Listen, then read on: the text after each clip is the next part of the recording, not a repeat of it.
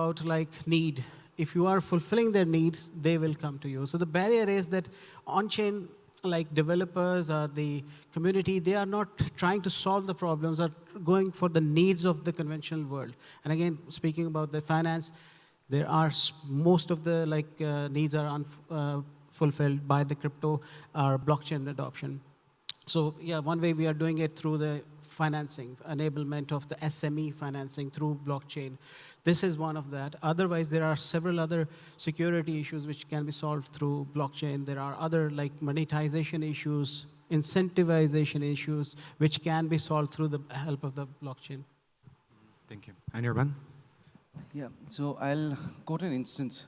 So we got a grant from Hedera. Okay, they gave us a hefty grant of $2 million. And when we were working on that project, we personally felt a lot of challenges. One of the challenges which was very difficult to make the developer community to understand what are the real world challenges faced by a user. I'll just ask a question. Like, not question, I would rather say like, aeroplane was invented before airports, right? So product come first. So this is a very debatable topic. People are saying, oh, I'll build a great infrastructure and then a great product will come out. No, it never happened. Same in like bulb was invented before power grids. Air traffic controller was invented after airports were built. So the people who are building and trying to solve this problem, okay, the product guys need to work closely with people who are building the infrastructure. So in past 2 years, me and my team has given close to like 15 to 16 points which Hedera has accepted, and they're working on that because the engineers who were sitting and building the infrastructure, they had no clue that there are times when, I'm sorry to say that, there are times when our TPS goes 200K per seconds, okay? And still, beat Solana, beat Ethereum, beat Hedera, nobody is trying to solve that problem. And how you can solve the problem until and unless you are not closely working with the folks who are dealing with users, because trust me, users don't care they are in Web 2 or Web 3. The only way to solve the problem is when these two teams are working in tandem. I, first of all, 100% agree with everything was said. It's beautiful. We identified the problems. Now let's talk about even more about solution. How collectively we as a community, we as an industry, can unite all these challenges we're talking about there, articulating the actual value proposition. We talked about abstraction layers, and how to make sure that users don't even care about, basically, they would not know that they're participating in a blockchain based product, right? We talked about working together with infrastructure, and actually helping them to improve it. Now, if you were to find the optimal solution right now, right, which will help your businesses, what would be the one practical action also that you will conduct today, or this coming month? Sure. So I can only say that we're in progress of this already. We started our business last year in the bear cycle. We were great to have some backers just before FTX went down. And everything about our business has been bringing utility in towards our user base. And that doesn't come in a day. We've tried different things. We've tried different channels. We've activated our ecosystem and our community in different manners. And what we've really learned, and you've touched the topic of these high growth markets that are really extending their way into crypto. What we have learned is you have to be able to enable that you are putting rewards or wealth into the hand of a user from the get-go. There's a huge educational breakdown. There's a huge UI breakdown. I've met with many different platforms and applications, and it's like, okay, we're a wallet, but I always start with why. Why are you doing it in this manner? There's so many wallets in the market, an extra utility on top of a chain. Perhaps it has some implemental application towards its user, but it's quite niche. If we're really looking towards the actual community that we grow at Clink, what we've learned is basically you need to be a connector between services. You actually have to be an aggregate amongst best, different curated offers in the market as an investment platform that's doing enough due diligence on the tokens that you're launching on your platform. In terms of the service providers that are within our Quest segments, is that you're offering well-curated offers that brings utility to the user. But within all of this, you need to ensure basically that and understand especially for these markets that we're speaking of, the emerging markets, is that the access to wealth to these users really starts at zero. So, aside from, people coming in and depositing and trading, etc., you really need to start from the very beginning of putting that first level of cryptocurrency into the hand of the user. And that's what we've sought to do, and that's what's working exponentially for us as we are starting to build our way into the market. So our whole mission statement at Clink has always been to drive wealth towards our users and drive global crypto adoption.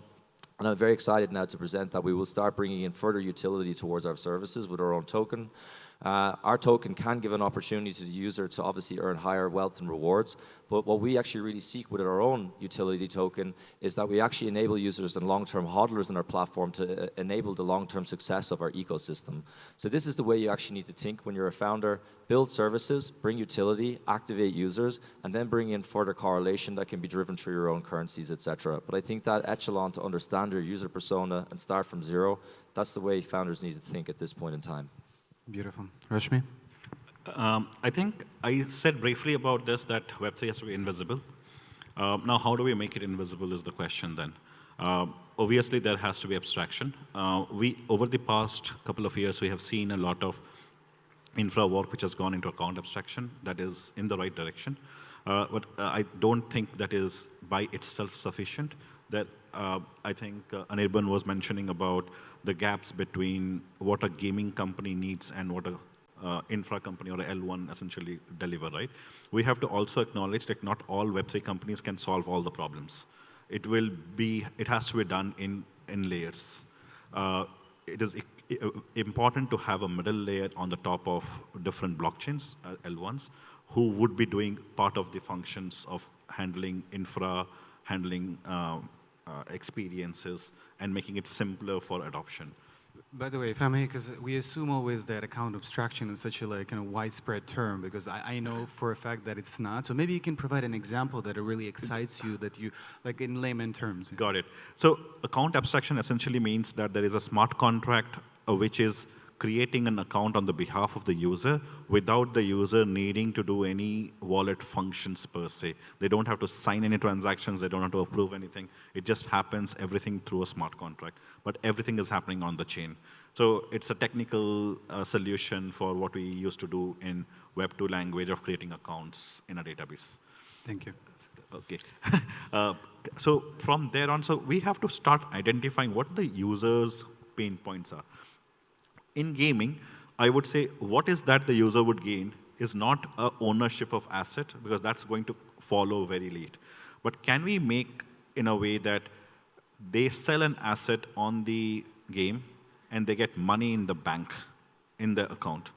That's what is going to get the users on board, right? And to do that, there are a bunch of services which you have to work with a decentralized swaps in between, with a on and off ramp in between, account abstraction in there, good game logic, and obviously a very secure layer, right? All of these has to be in place to essentially give that end value to the user. So it's not going to be straightforward single solution, right? Similarly, why do game developers would come and engage? Because there are not like millions of Web2 or hundreds of millions of Web2 gamers lining up in front of games and say, give me Web3 services, I want it. We don't see that, right? So there's no push from users for games.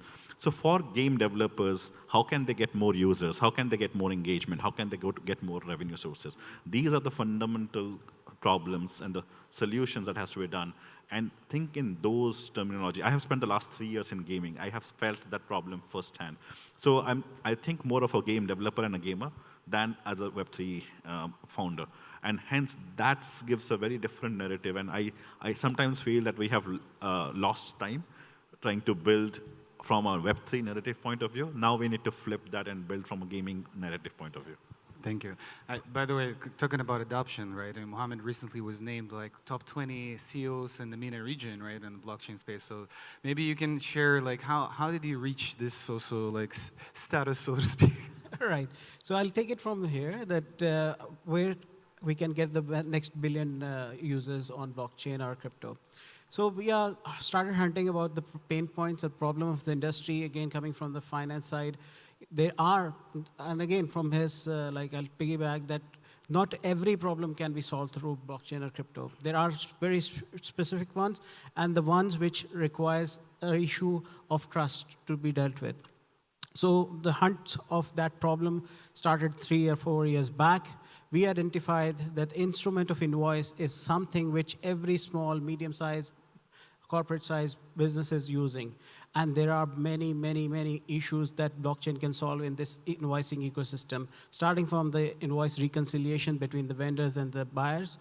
And at the same time, for the invoice financing, lending institutions, investors have always a big pain point of verifying the invoice credentials. So classic use case of blockchain doing that for them, right? So that's how we started building up KYI, Know Your Invoice, by the company named InvoiceMate. And KYI is solving the problem of $3.6 trillion worth market of invoice financing. It's something which, like as I said, 60% businesses are using the invoice financing facility in some form or another.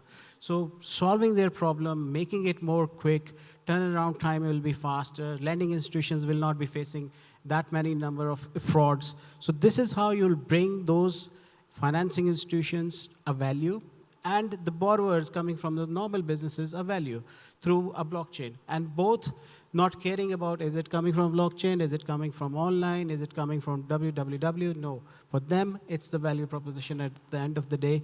And that's how the InvoiceMate is trying to bring the next, I won't say billion, but at least some thousand more users on the chain.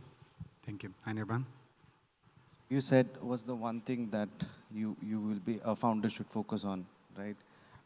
So firstly, as a founder of a gaming company, I would say, like, as maybe some of people might be aware, but I just want to stress the point that gaming is bigger than music, movies, and TV industry combined.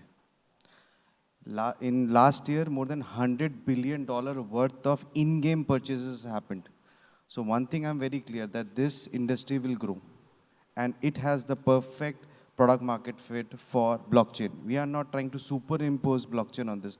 There is already a need in this space. As a founder, I am not going to jump on the narrative of building an L1. I'll focus on building great product. And I believe a great product will eventually bring a lot of problems in front of the people who are building infrastructure. Just like Bitcoin was invented before any exchanges, it was a product. So as a product guy, that will be my focus, to bring entertaining, engaging product for my users who are willing to pay for my services, because at the end of the day, I don't want investors' money to pay my bills and my employees. I want my company should generate revenue, whether it's in Web 2 or Web 3. So that is my #1 focus. Beautiful. By the way, yes, 3.2 billion gamers right now in the world, so well, almost half of the world. And only 10 million in Web3 games, by the way, 0.3%. Exactly. So we're still seeing like a huge potential. So we're coming to an end. Let's do a blitz. Like you're seeing this like amazing audience. They're listening to you. They're trying to be inspired by like what you're building. You already provided like exceptional products that are actually changing the world. What will be your wish for this audience to maybe help the adoption? And again, in a very simple way, so that we can do it something like this month. Sure. So I think within the Yeah, absolutely. buy Bitcoin is a good one. I think there's many different investors in the room here today. I think it's the back businesses that feel real utility towards that consumer that we're speaking of. You know, if we look at bad actors in the last segment, we won't name names, but we all know who they are. They did some things very badly, that's clear, but they did some things very well as well. They brought millions of new users into crypto, and that was through simple UI, simple engagement, simple conversion. That educational piece was apparent to the user upon the onboarding. So I think there's huge room for those Web 2.5 type businesses. That's something that I bang the drum on every day. You know, in terms of accessing, everyone says the next billion users of users coming into the market, crypto market, but let's look at the next 200 to 300 million.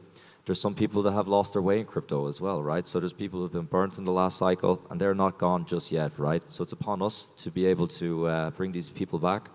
And it's upon people, partners, investors, different people in the ecosystem to support people like ourselves in terms of driving that mission. Thank you. Rashmi? I will second him and mention that I think what we need to see is more founders, more builders solving key problems. and investors backing them. Obviously, I know there is a meme market out there which is into 100x, 200x, 500x there, but I think founders and key businesses will take their own time, 2-3 months, 2-3 years to essentially get to product market fit at times also. So that patience is also very important in general. So I'll also say the founder market fit is very important. At the same time, investor market fit is also very important. Now, crypto needs a different mindset for the investment. 5x, 500x should be out. They should be aiming for a long game. And I think this is now a mindset shift requires on the side of the investors as well. So what I normally suggest to people who come up to me and ask about Web3, I say, just be part of the action. Just create a wallet, spend some money. That's the fastest way to be engaged. So one thing I would suggest as a community, because Web3 is all about money. This is the only ecosystem in the entire planet which actually believes in sharing of wealth. So only way to share the wealth and create wealth together is to engage people and tell them to download wallets and start investing. That is not a heavy amount. Another thing that I want to suggest, like just on a funny note, that if you have money, make some movies around CZ, okay? And that would be a great idea because he's one of the guys who has actually brought mass adoption, okay? And so any entertaining movie, entertainment, memes, that's how mainstream media covers this ecosystem. Otherwise, the narrative has been taken care by crypto. Blockchain is not only about crypto, it's been hijacked by crypto. So let's make fun and bring people with you. Okay. Oh, hijacked by crypto. That's intense. Yes. Constantine, we got to wrap it up. Yeah, we're wrapping up. Thank you so much for being part of this panel. And one thing what I would sum up, like this amazing founders, just spend time with them. We have one-on-one meetings. Like if you're an investor, try to understand what they're building. If by supporting them, that's how we bring adoption. That's a great way to wrap it up. Thank you, everyone. Cheers. Thank Lovely you. panel. Gentlemen, photo time.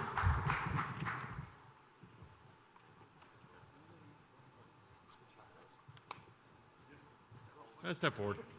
Take a bow.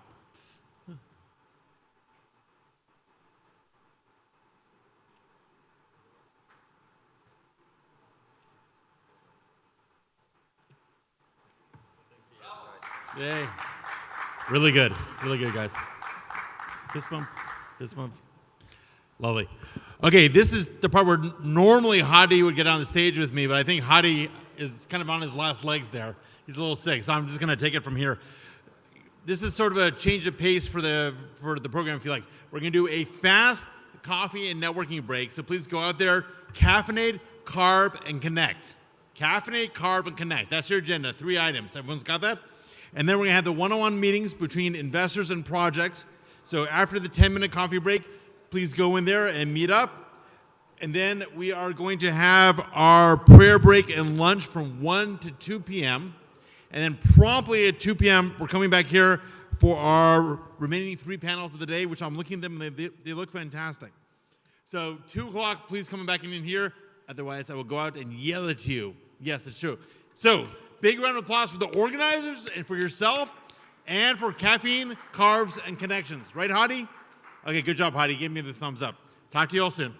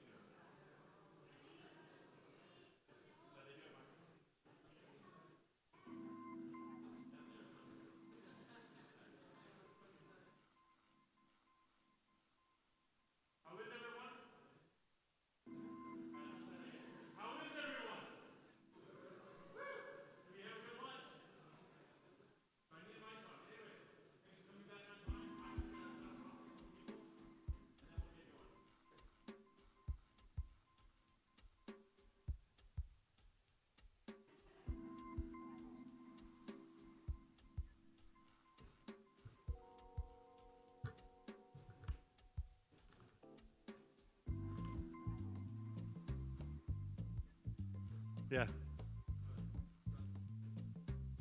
Well, let's get them in the room, yeah? Okay. Are you going to do it or should I yell? Okay.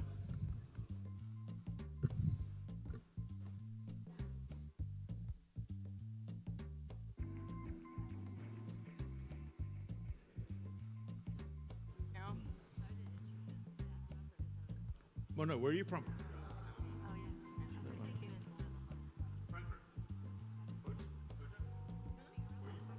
I'm originally from Munich, Germany.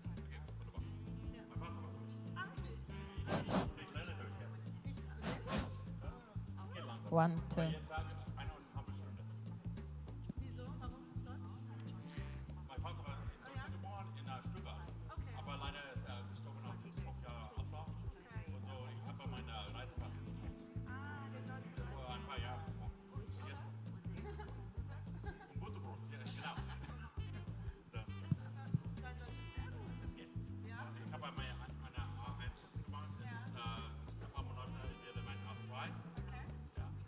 Und das heißt, du hast einen deutschen Reisepass und wohnst aber hier, oder? Nee, ich habe amerikanische und deutsche. Und in Deutsch. Okay, ja, perfekt. Der beste Die Welt ist mein. Ja. Super. Und wo lebst du jetzt? In London, aber ich ziehe hierher, nach Dubai.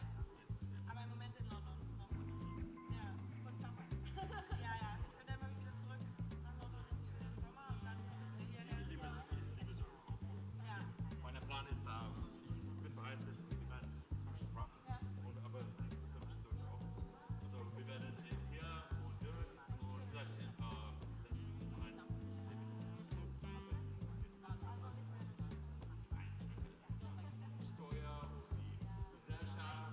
Wort und alles. Ja, wir würden dann Kinder machen. Kann man das sagen? Ja, machen. Wir brauchen jetzt hier eine Bäckerei haben. It's my Polish works to say it. So, you will Deutsch. Yeah, no, it's like, yeah, you should have some. Well, otherwise you need what I call it, like every language is involved.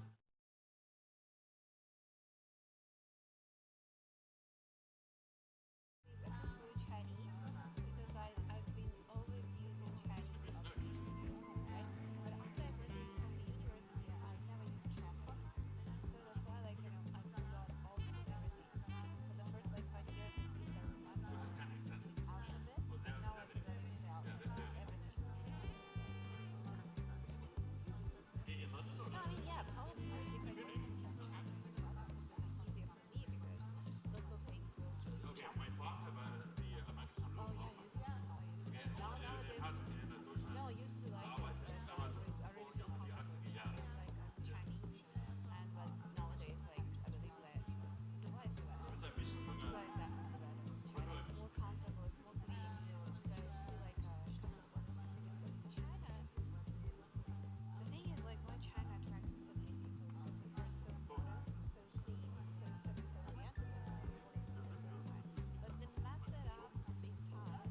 Then because they closed everything, and then I got back to Shanghai in October. I was like, on the border, I was the only foreigner. Before it was all just a huge lie. At the time I left, used to live in Shanghai, we had a great smattering community, like French concession areas, like fans around, everything was kind of luxury. But nowadays you can't feel this luxury lifestyle. In Shanghai, everything is back to normal, so it's good to visit, but yeah, it's really hard to live in China, especially after Dubai. Because it's basically like, yeah.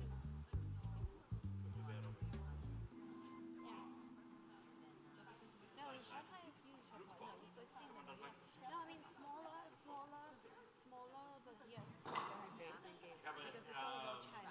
China is like, if you're living in a good, they do good like really, really events and membership, right? So if there is like kind of expensive central, like good here, then they should think about it. If there is like some local small area, they have to follow it. But it depends on the same, so it's not like Hong Kong.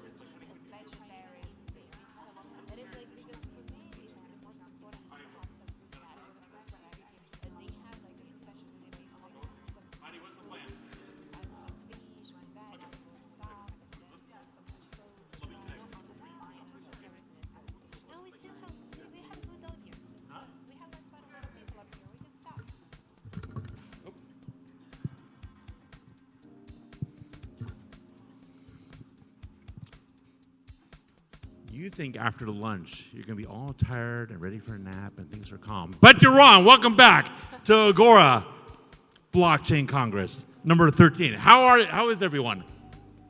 Oh my God, that was weak. How is everyone? Yay, high energy. Get back into it. Listen, Hadi, our famous entrepreneur who made this whole thing happen, he is sick and he's here. He's here in a suit and a tie and he's making it happen.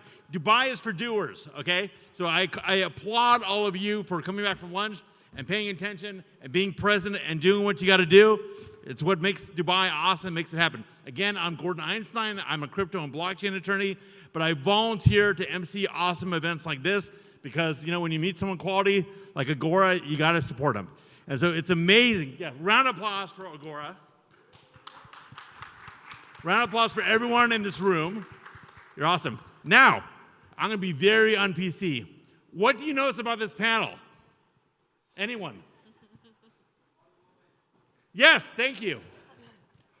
What do you notice about the title of this panel?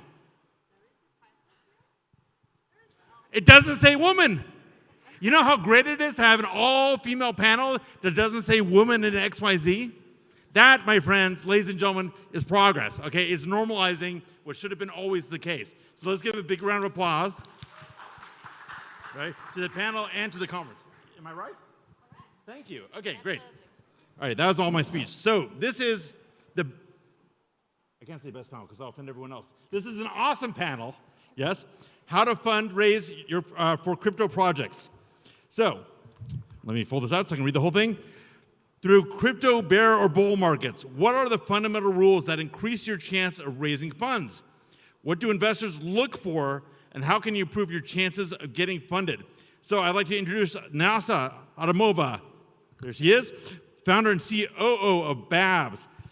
Hazel Zhang, head of investments, Alf? How do you say it? Alpha Invest Ventures. Juliet Su, who, whether she regrets it or not, is the reason I'm in Dubai, because I was in Los Angeles suffering with COVID and urban riots, and she said, come to Dubai, Habibi, and I came, and it's great. So thank you, Juliet. Hadi, you should thank Juliet also if you like my MC. Mona Teeser, investment manager, Tokentus Investment AG, and Tess Howe, general partner and founder of Tess Ventures. So without further ado, ladies, take it away. Big round of applause, high energy for them. Gordon, thank you for this impressive introduction. It will be hard for me to moderate the same engagement level as he did, but I will try my best. Okay, ladies, first of all, I will introduce myself and let you to introduce each other one by one. So I'm running Web3 marketing acquisition, user acquisition firm. We help projects on the different stages, but primarily where they are actually ready to go to the market. We do the token launches, QL rounds, all of the different things that makes your user to buy your product, token, NFT, whatever it is. So, Juliet, do you want to catch up and introduce you? Sure. First of all, thanks, Agora. Always the best event. And I'm happy to be at this beautiful panel. And to start from the personal introduction, so my name is Juliet. I'm a partner of New Tribe Capital. We are, I might say, one of the earliest Web3 fund who started here in the UAE, in Dubai, 4 years ago. Still active, have the whole variety of different projects in our portfolio. It's over 200 already, still keep investing. Looking actively at different verticals, mainly within the infrastructure and or something that helps to bridge the gap between Web 2 and Web 3 space. Yeah, that's about ourselves. Thank you. Thank you, everyone, for having myself, Tess Howe, founder of Tess Venture. Well, a Silicon Valley fund. We've been investing in blockchain basically 8 years ago. Being in the ecosystem, you know, close to Berkeley, close to Stanford, gave us a great access. So we were early in a lot of the layer ones. Before that, we started companies. Very fortunate, you know, some of them were acquired. Then later, we spent a lot of time investing in Web 2. And at that time, already investing in AI when it was not cool. Now apparently it's very cool in Web3. So what we decided that is an important thesis of ours is invest in the best founders. We invest in various sectors. We invest in various stages. So some of the recent investments in the last 2 years we focus on were Eigenlayer, Monon, and also Backpack, Aptos, Kraken Exchange, along with a lot of AI companies such as Minimi.ai. A lot of them are also up and coming. So Aether, probably you some know, they've also been very active here. So we have over 200 investments. I would say, a lot of them are blockchain in various areas. We invest globally. But what's exciting to us is we also do believe in acceleration and incubation.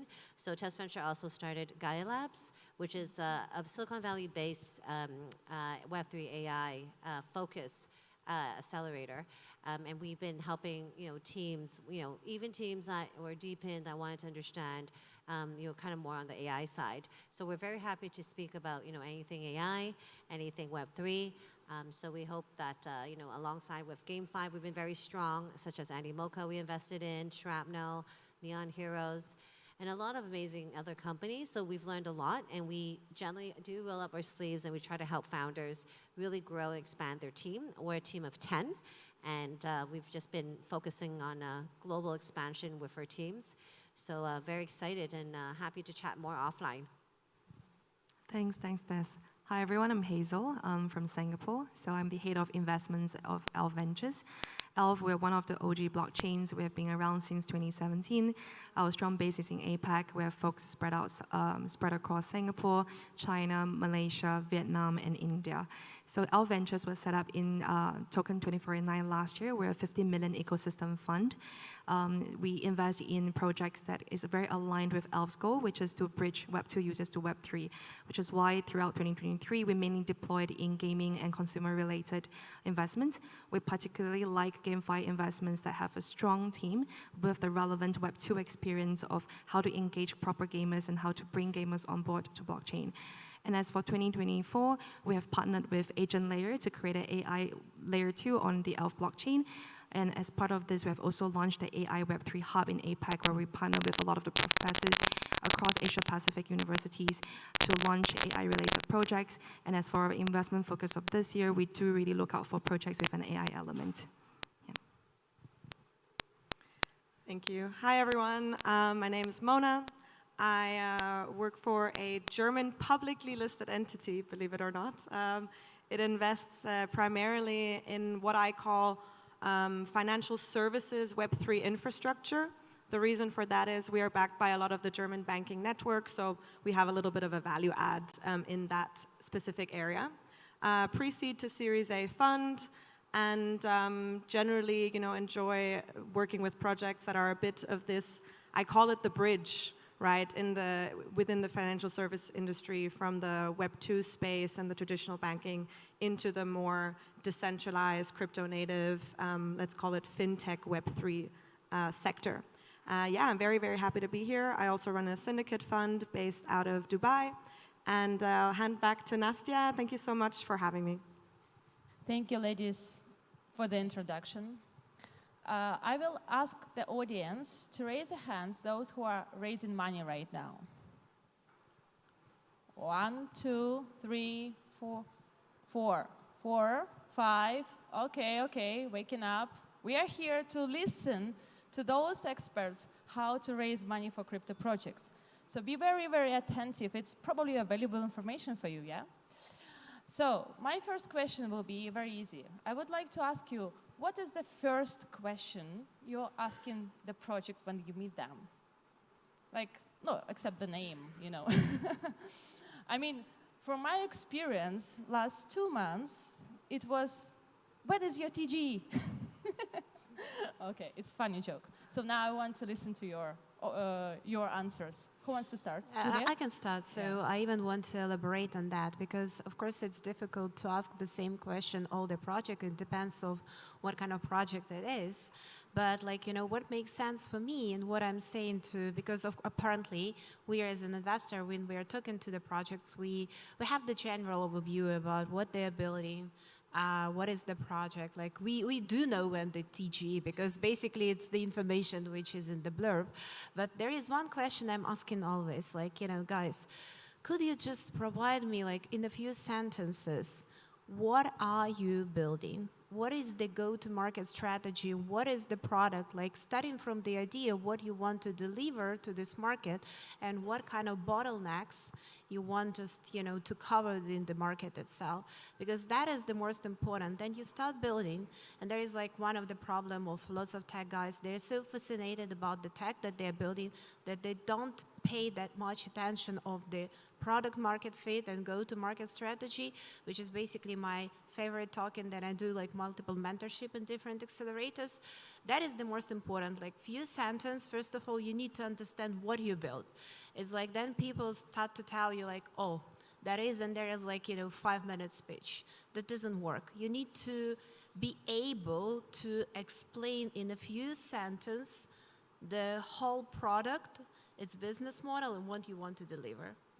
Messaging. Messaging is a key. You have few seconds and you need to make it happen. So take a look at this. Very good advice. Thank you. So at Test Ventures, I echo a lot of what you know, my fellow panelists are saying. It's very true. For us, maybe I can talk about, you know, we really focus on the founding team. We feel that's crucial. And oftentimes, I know all founders want to just present their standard, you know, deck, their PowerPoint. We often say, let's just talk about, you know, yourself, your co-founders, you know, your experience, and, you know, if it's a complementary team where they have the technical, you know, founders on board and the business founders. Because as we know in Web3, it's very different. You need a lot of BD, and you're consistently always fundraising. So if you're a technical founder, definitely try to bring on someone that you can trust to help you on the business side, and they should be a core team. Because, you know, running a Web3 company, it's like an IPO, but compressed all in 1 or 2 years. So there's a lot to do. At the same time, you know, understanding the value proposition in the product is extremely important. But that does need to be condensed to where we call the elevator pitch, you know, something that you can share and explain to someone where that particular VC partner can go back and explain to the rest of the other partners in an easy way. I think that's very crucial. So these days, you know, many people have mastered, you know, we are, you know, the X of eigenlayer, or we are, etc., you know, this and that. While that is good, but it's also not going to differentiate you. However, for those who, you know, just start off from ground zero and try to explain the whole tech stack, that will get, you know, not the best use of time. At the same time, I think it's also what we ask is who are the advisors involved? Because we feel that, you know, in the Web3 space, it is such a rapid pace. You do need to align yourself with some good advisors. And I think, you know, we've done really well here in Dubai with, you know, some of the fellow panelists who are based here. And that's what we do in Silicon Valley, or when we reach out globally. And at the same time, the advisors are the ones that's, you know, sharing the other relevant investors, you know, what you're doing. So through that extension, you're amplifying yourself. You're able to, you know, really scale quickly on a more global scale. At the same time, I also think since a Web3 project is global, it is good not just to have a regional base of, you know, people on your team, whether they're advisors or investors. A global set is quite important. But at the end of the day, it's the most important, you know, investors who's willing to really be there for you, the advisors, you know, really help build that company, and not just kind of sit there and tell you what to do when they don't understand what's going on in your company. And that's why for us at Test Venture, we're founders investing in founders. So, you know, that's how we think of things. Team and advisory board. Okay. Hazel. As for L Ventures, I think I would have to agree that TGE data is really, really important now, considering the stage of the market we're in. But why I would say it's important is because sometimes when founders share with you their TGE plans, it shows how much of a crypto native element they have in the team. So because for me, I look a lot at gaming investments, and, you know, having come back just from GDC and PAC East, which are very gaming focused events, a common problem I see are like gaming studios coming to me with a very Web2 mentality, thinking that having a good game, a good product is sufficient to succeed in this market, which I don't think is the case, right? I think I had a very interesting conversation during a one-to-one meeting just now when one of the gaming founders mentioned to me that doesn't matter what product you do in Web3, you always have two products. One is whatever you're building, and one is your token. So I think essentially, I really do appreciate founding teams with a very strong Web2 experience, but it's essential for them to also understand the Web3 market cycles and then what it needs to make that token succeed. So along, I think, with the TGE plans, also, things that are relevant would be, do you have market making plans? What size is your community? Because I think what I do hear now, it's a lot of projects coming to me and saying that we're going to TGE in a few months' time. But then if you look at the community metrics, it doesn't justify that TGE timeline. So I think there needs to be an alignment there. And I also, for ELF Ventures, because we are not a pure financial fund, we are a strategic fund. So what I also like to ask projects is which stage of development you're in, because that kind of indicates how much you can be integrated with the ELF blockchain and what kind of support we're able to provide you with. So if you're in a relatively early stage project, looking for wallet partners, looking for ecosystem partners, then that would be a very good fit for us. Yeah. Very aligned here. And also, I would like to say timing. Yeah, where we are right now. Yeah, like how much time do we have? What is necessary to accomplish in this specific time frame? I think that's like super important. Mona, you are the last one. I'm afraid, so you need to repeat many stuff, but I'm sure you have like insights we haven't mentioned yet. I would say I agree with my fellow panelists, but to make it really short and I think succinct is why you? And why you for this particular solution that you're pitching to me right now? Really understanding the USP of your team as well as the product, the service that you are now bringing to the market. And understanding that also within the context of, I like to use a Web2 example. If you have a problem that you're saying you're solving, say, person needs to go from home to meeting, and then people say, well, the solution is a ride-hailing app, and my competitors are Uber, Lyft, Careem. Yes, but not really, right? Because you can also zoom in to that meeting. You can take a bicycle. You can use the metro. So there are many, many, many factors and competitors here that you need to evaluate and really clearly be able to communicate your USP, and therefore why you really are the best person to really be the best team behind the solution that solves the problem across all the different spectrums of competition there are. And I think if you can communicate that clearly and with a lot of clear research that has gone into it, you've really won the first part of your pitch, in my opinion. Yeah, that's a good one. I would like to add here, like when companies and projects are coming to us for marketing, this is what we ask the same question, but a little bit different. We say, what resources in-house you have at your disposal? Because we can do a lot of things, but if you have a killing development team, if you have maybe like amazing access to specific market, or if you have, I don't know, like a very solid like advisory board who can like basically do the biz dev for you, we need to utilize all of these resources to make the most like efficient like outcome of it, you know? And you don't forget about this. There is like a lot of things you can do, but if you have something strong inside, pitch it, talk about this, say how are you going to use it. I think it's very, very helpful. My second question will be about, of course, we are right now in a bull market. I think no one denies it. Yeah. And how is your deployment strategy as a fund changed since like 3-4 months ago? And I would like to start with Mona to go like a little bit the other way. Yeah. I love this question because I'll make you laugh and feel a little bit, hopefully, that you can relate to this. So about, let's say, 5-6 months ago, we were safe with token warrant only. Equity first, we have to have equity in companies. No way, we're just going to do a pure token round. Guess what? Even a publicly listed entity on the German stock exchange now is doing pure token investments. Why? Well, I don't think I need to really explain that too much to all of the investors in this room. But the bottom line is we are in Web3. This is an incredible opportunity, both for startups and for investors and for all service and product providers here in between. The reason is because, of course, we have much more faster liquidity, right, in the market because we are in the Web3 space.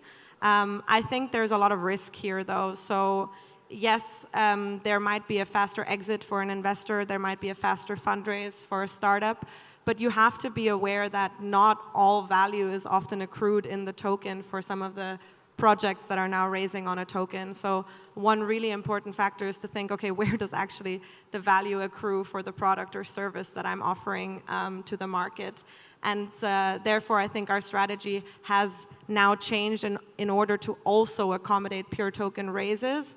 But it hasn't changed in the fact that the most important question is, in terms of fundraising, where does the value actually accrue, and what does the company actually do, and does it really need a token? Because if you're just raising on a token because that's easier, I don't think that has a lot of longevity beyond this bull market, and obviously that's a decision you have to make if you want to be alive in a few years' time.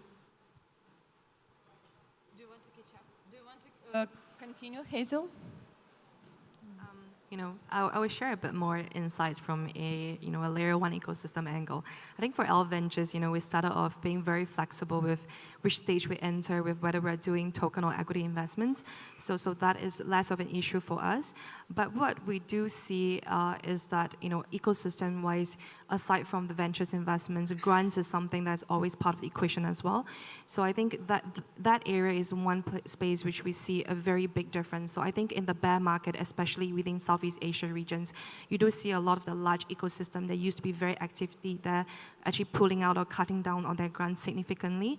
Whereas right now, of course, the whole overall market, we do see a lot of announcements of new grant programs in the millions of dollars, and a lot of projects getting not just 100K of grants, but even up to several millions of grants. And I think how that has changed from the grant perspective is we have to step up in terms of the amount of grant we are giving, and at the same time, it makes some of these, especially gaming projects, a lot less dependent on venture investments, because they can pretty much finance the early stage of the investments based on the grants alone. Yeah.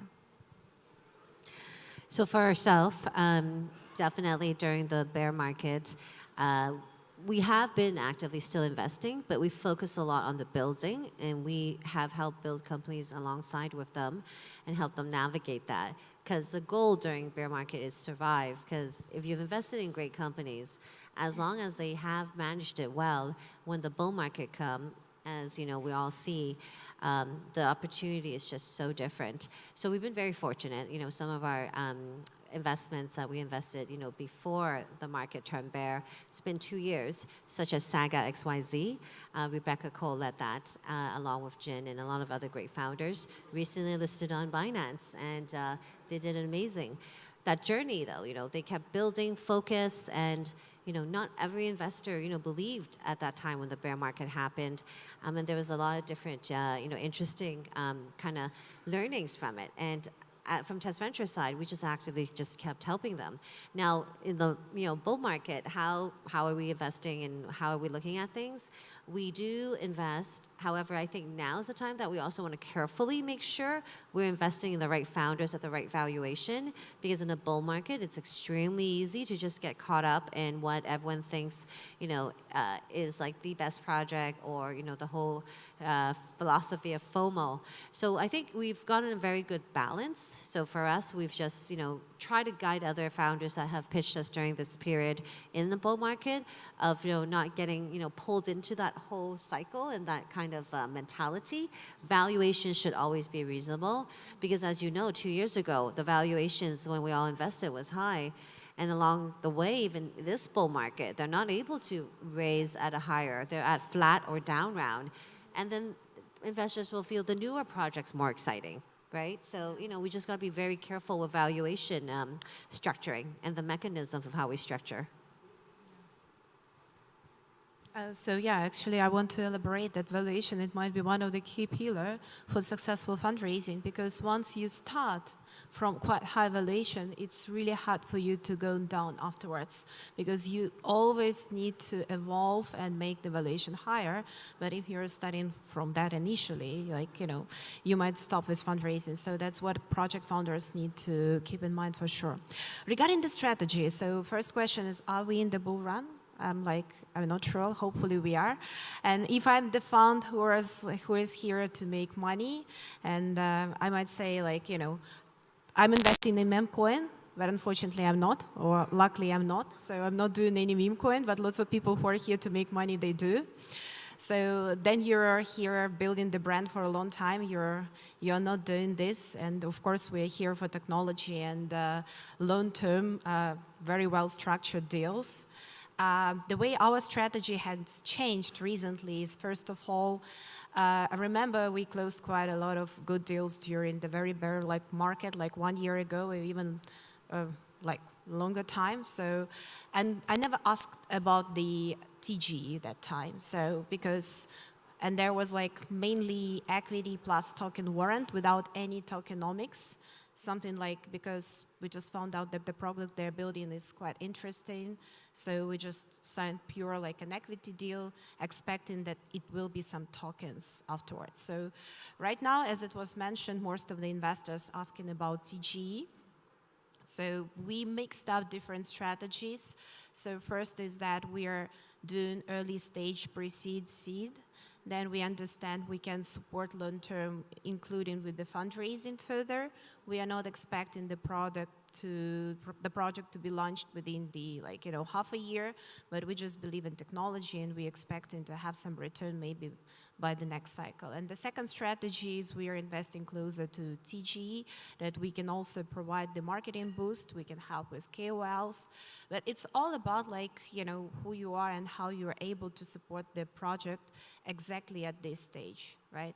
So that's the way strategy has changed, and it makes sense also for the project to understand what you're building. Is the product you're building is fit for the current market, or it's better for you to not to fundraise right now, but focus on building BD, getting more customers, getting more clients, and then to fundraise probably later afterwards. Then you have something more solid in place. I hope you were listening, because that's a very interesting insight for you to understand the logic of the venture capitalist deploying money. So my feeling that from this cycle, I will still believe that this is a bull market already, at least starting, okay. I think that this cycle, I feel that market is more mature. We actually come to some strategic decisions, some proper, preparation. I feel that the projects are stronger. VCs actually know what they want and see from the first 5 minutes, is there a potential here or not? And I feel that today we experience something that happening in our I hope that we finally get rid of this scammers, sorry. We finally building an infrastructure and technology that will serve the community.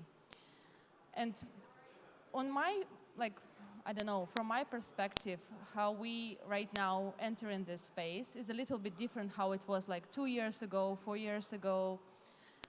What is your feeling here?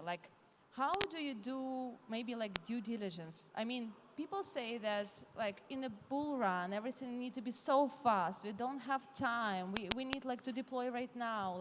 Is it really this? Is it how do you when the projects come to you, you have your conversations how do you feel this time pressure, or you just have your popcorn sitting and watching them, how they perform? So my question is how do you identify those good, rare diamonds who are already on the market? And they are. I mean, some of them probably in this room, yeah? So my question is about this process in your fund. Juliet, do you want? Yeah, sure, I can start.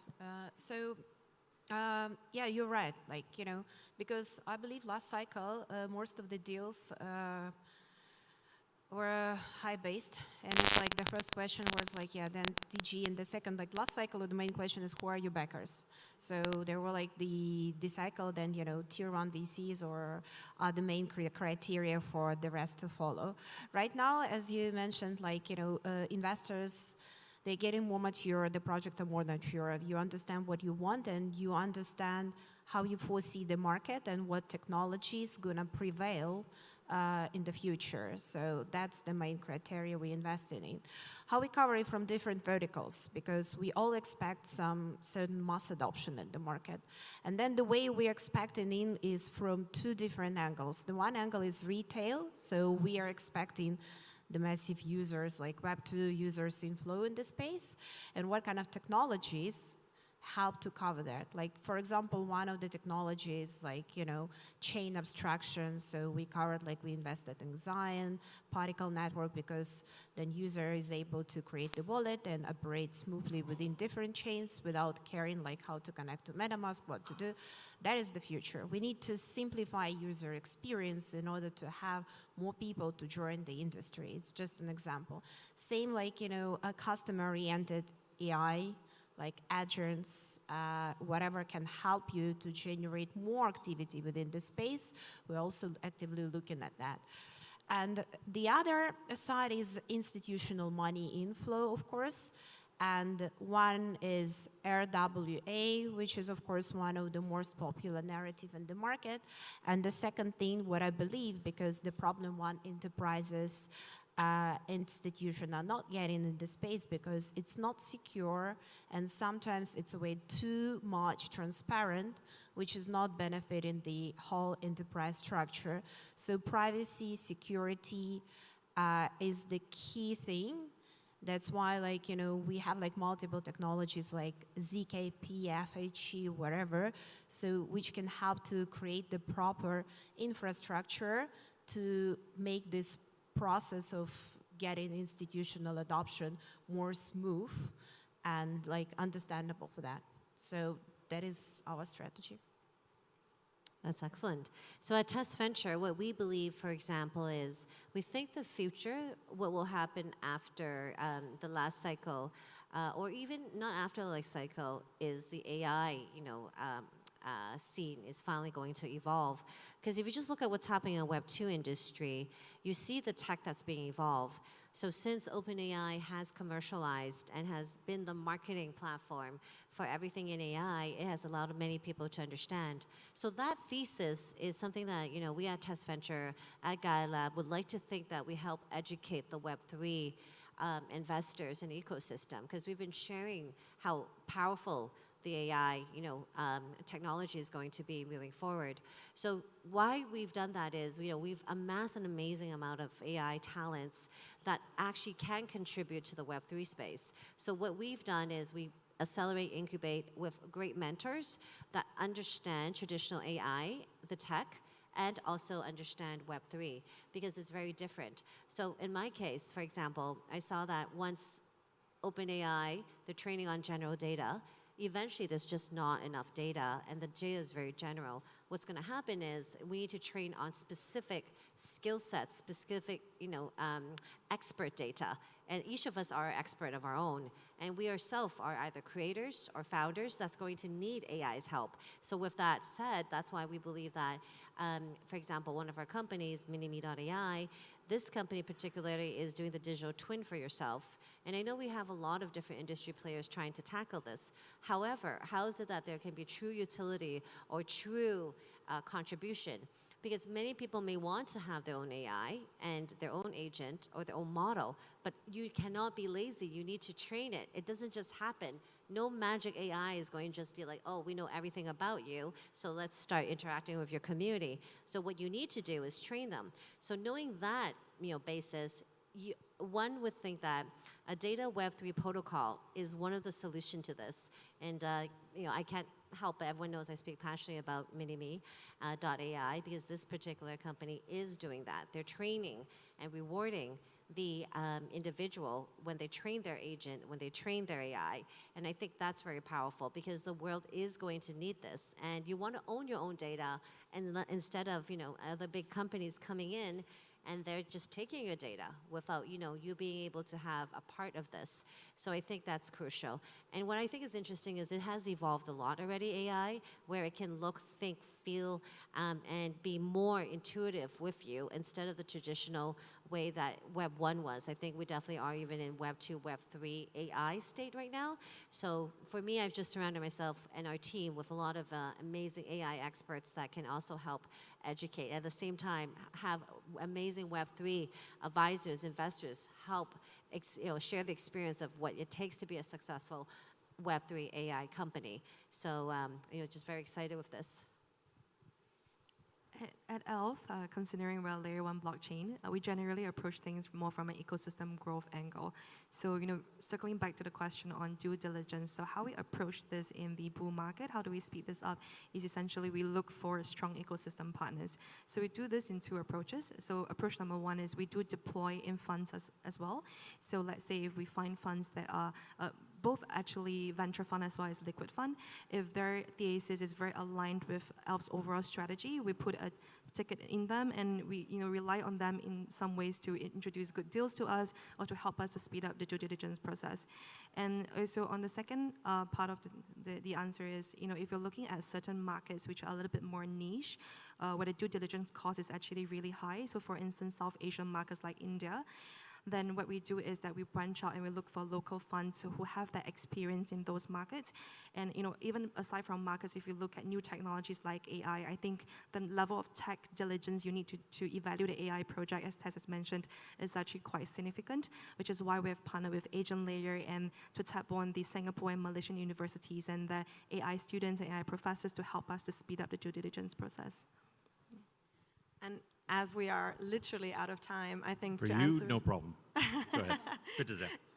Very, very short answer, just to answer the question directly. What do you do about due diligence? How do you manage such a fast-paced bull market? I think the answer is research. Have a thesis.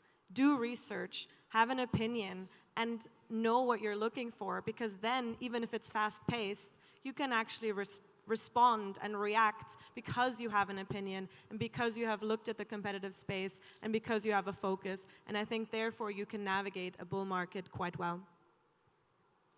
Amazing panel. Very well done. Go ahead. Thank you so much. I hope you enjoyed it. I hope you learned something. Let's give a big round of applause to girls. They did a really good job. Well done. Very interesting. Let's do a group photo.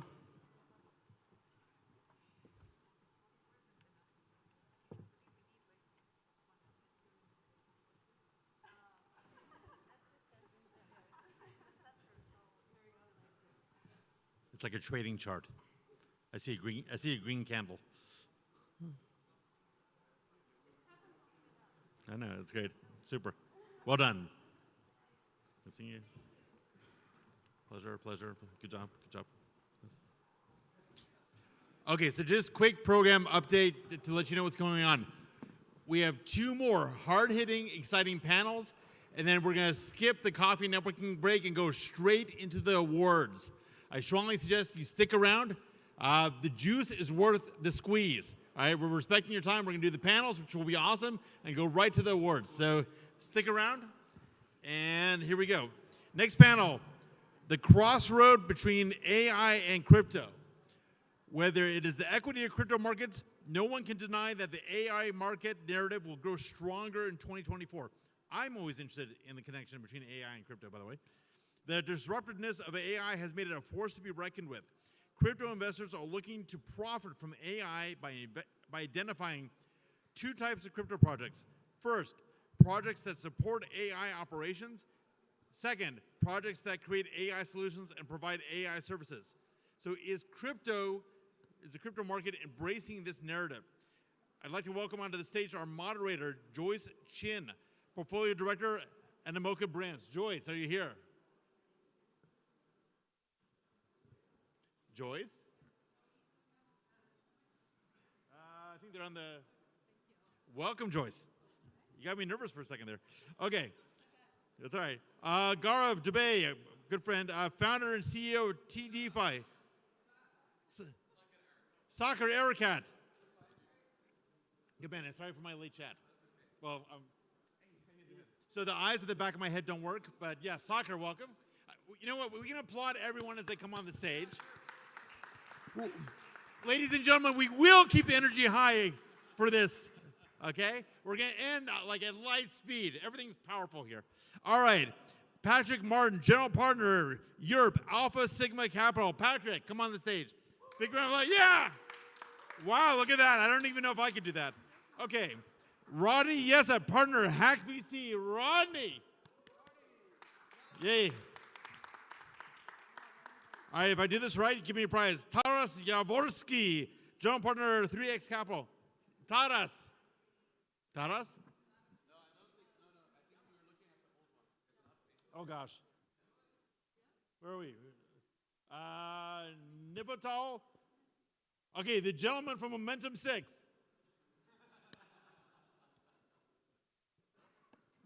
Hadi, anyone?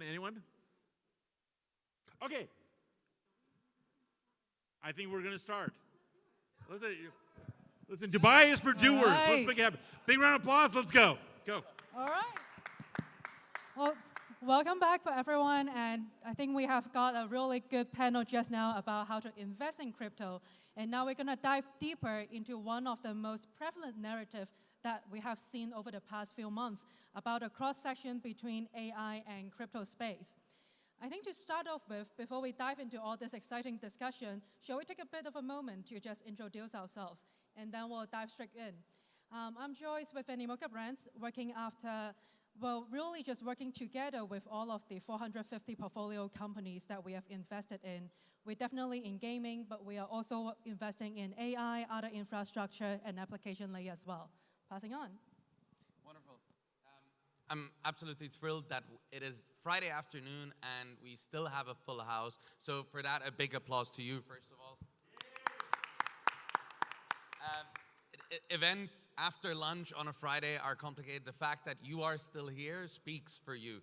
My name is Curated, and most recently I've joined as a partner at the Trade Dog Group, where I'm looking after the market-making entity. In the past, I've built ecosystems in the region, advised governments of the region of how to use blockchain, and I'm rather passionate about how blockchain will solve for AI, so I'm looking forward to speaking. Patrick. Hi, Patrick Martin. I'm a general partner at Alpha Sigma Capital, which is a fund one is a hybrid venture and liquid strategy, and fund two is a liquid venture strategy. I'm also running my own family office, where I have a portfolio of about 60 portfolio companies. I'm also investing in venture funds directly, so I'm invested in about half a dozen venture funds, and I'm advising projects. I'm on the boards of some of my portfolio companies, so I've been in the ecosystem since 2016, 2017, and then full-time probably since 2018. So it's a big part of my portfolio now, and so I'm very passionate. So I'm very looking forward to this next bull run, and I think AI and blockchain, they belong together. So we'll talk about that in a moment. Hey everybody, great to see everyone here. I'm Rodney, I'm a partner at Hack VC. I've been in crypto since early 2017, and we're a SEC registered investment advisor, so all thoughts and opinions are my own, no financial advice, but really excited to talk to everybody. I remember when I used to work for IBM, and every time I go on stage, I needed to say, you know, hey, this is not investment advice. No, this is investment advice, and this is I represent the company. Oh, nice of you to join us. Thank you very much. Thank you. Give him a round of applause. Why not? All right, your introduction. No, you're late. You're not allowed. Sorry, I don't get it. Huh? Okay. Hey, hi everyone. This is Nilotpal Mukherjee. I run a fund called Momentum 6. We've been around in the space for the last 5 years as a fund. My journey in crypto started back in 2017 as a founder. So we are like a founder turned a fund manager. Started the first company from India. We were the first ones from India to get a Binance incubation back in 2018. Got funded by some of the bigger names back in 2018 when India was not even in the global map. Partnered with Coinbase, Binance, Electric, Arrington, all the funds kind of came in that startup. Took an exit back in 2020, and we started the fund with another partner of mine who was a co-founder at Harmony. So started from there. Done quite a bit of investments till date, like across the spectrum. Started with infra, then moved to gaming, social-fi. Then again, like we have kind of come back to most of the recent trends. So heavily invested in AI, deepens, infra stack again, Bitcoin, and a few other current domains which are extremely popular. And what else? Yeah, we also run an accelerator, which is called Symbiote. And we are now starting with a hub, which is called the Bitcoin Hub. The idea is to kind of bring in the best of Indian minds, the Indian tech, to the Bitcoin ecosystem and build all the fundamental layers ground up, like the layer 2s, the DA stacks, and all the infra stacks which a Bitcoin needs, ground up. And yeah, bring the best of Indian developers to this global map. So that's the whole idea. Wonderful. I think we have a really great panel, and you can already see the passion shining through for AI. So let's dive right into it. I think since about 2022, we have seen quite a lot of generative AI products coming into the market. And how have you seen that has impacted the crypto companies in how they build their own products, their businesses, or how they approach the businesses in general as well? I think nothing shows this better than when you look back during the height of the bear market, when AI and OpenAI started rising, and then suddenly no one was funding crypto companies, and everyone was funding AI companies, and every crypto company was suddenly an AI company as well. So it was blockchain and AI. Every company was blockchain and AI. With that, it runs in a similar way like all of the other hypes, right? So technology adoption, emergent technology adoption, there's something called the Gartner hype cycle. The Gartner hype cycle starts here at the Thor of disillusion, goes all the way up to the peak of height of inflated expectation, goes down to the Thor of disillusion again. And in many ways, while crypto was in this Thor of disillusion, of we don't know what to do with it, AI really started taking over. When we think about AI, AI is not a new technology. AI conceptually has been around since after the Second World War, right? With that, to compare crypto and AI is a little bit unfair because we're so nascent in comparison.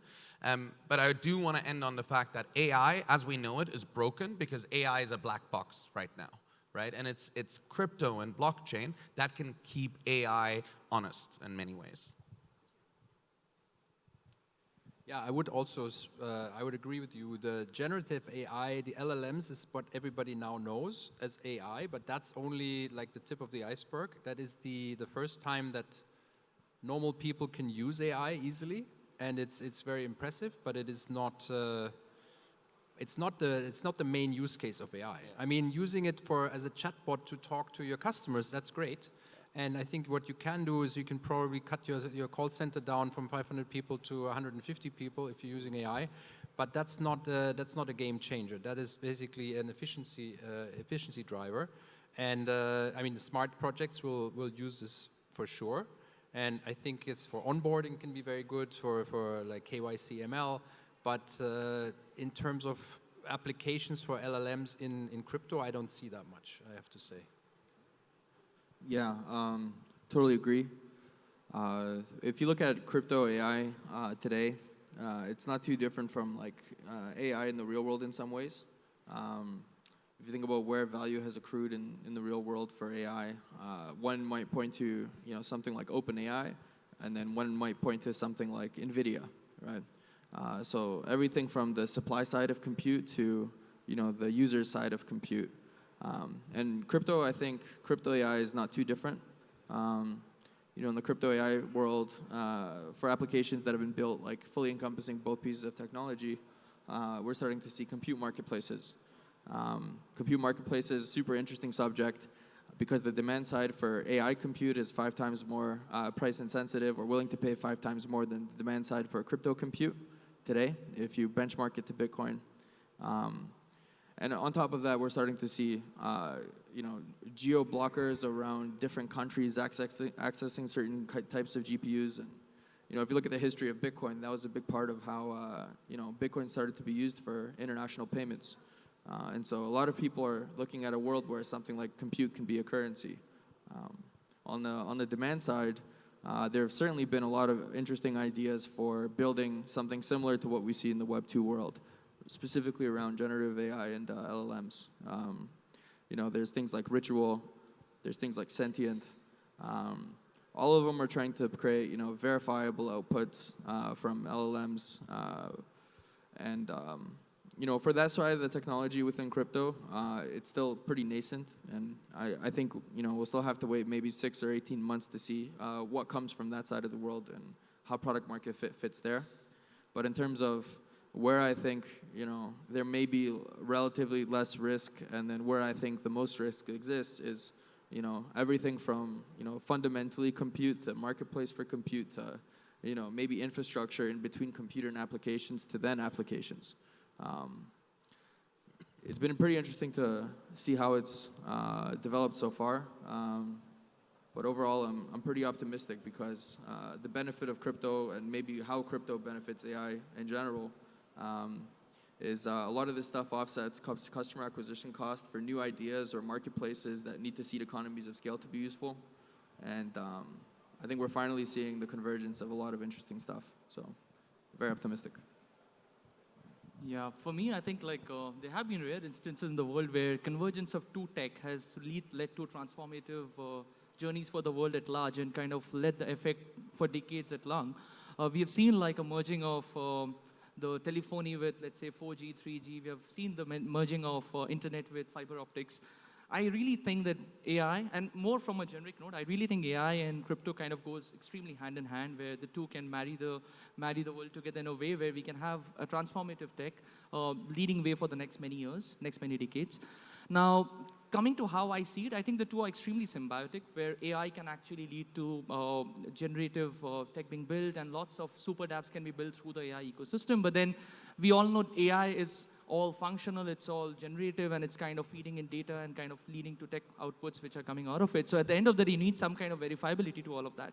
So I believe that's where the Web3 part comes in, and it can kind of give you a lot of verifiability and authenticity to the data and to the outputs that you're getting out of it. So that cuts down a lot of the kind of concerns that people has around the outputs that AI has to otherwise produce. So I really think the two kind of converge completely and will have a very long effect in the future of our mankind. At the same time, when you talk about builders and founders who are building and even users on the Web3 space at the moment, see, numbers-wise, on the crypto side of it, we see that there are hardly 10,000 full-time developers in the space at the moment, and we have been able to create a world of more than $2 trillion, right? So I think the developers... 1,000 full-time developers in what? In the Web3 space right now, full-time, fully explored, I don't think that number is correct. So Ethereum alone has 15,000, Solana has another 8. Yeah. Now, it depends on where you draw full-time. A lot of developers who are kind of... I agree, there's little developers, but not just 1,000. Okay, so let me maybe keep the number aside, but I think numbers are extremely less compared to the Web2 world. And even with that, I feel the productivity of our developers are super high. But having said that, as a fund, we have been extremely focused on two major verticals at the moment, which is adoption of dev and adoption of users. And I believe if you combine the two sides, like AI and crypto together, I think AI can literally create applications and infrastructures which can be super, super, super friendly for the developers. On one hand, we can have no-code, low-code tools. We can have dev operations which are a lot more user-friendlier, which can bring in a lot of devs in the realm. At the same time, from a user standpoint, I think one of the biggest challenges is users don't find crypto apps easy to use at the moment. So with some of the AI interfaces, I think, again, that user journey can be extremely simplified. So if I combine the two, I think the whole problem of Web3's adoption can be solved in many ways if we kind of converge AI and Web3 together. So yeah. Am I the only one wanting to sound the alarm on AI here? You're all good with how AI is going right now? AI is an absolute black box, right? Who here doesn't use AI? Anyone? Yeah, all right, okay. AI is an absolute black box.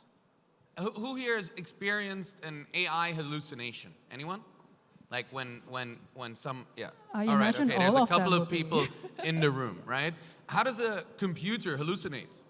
Why should we be okay with the fact that a system, an input-output device, suddenly provides output that they make up?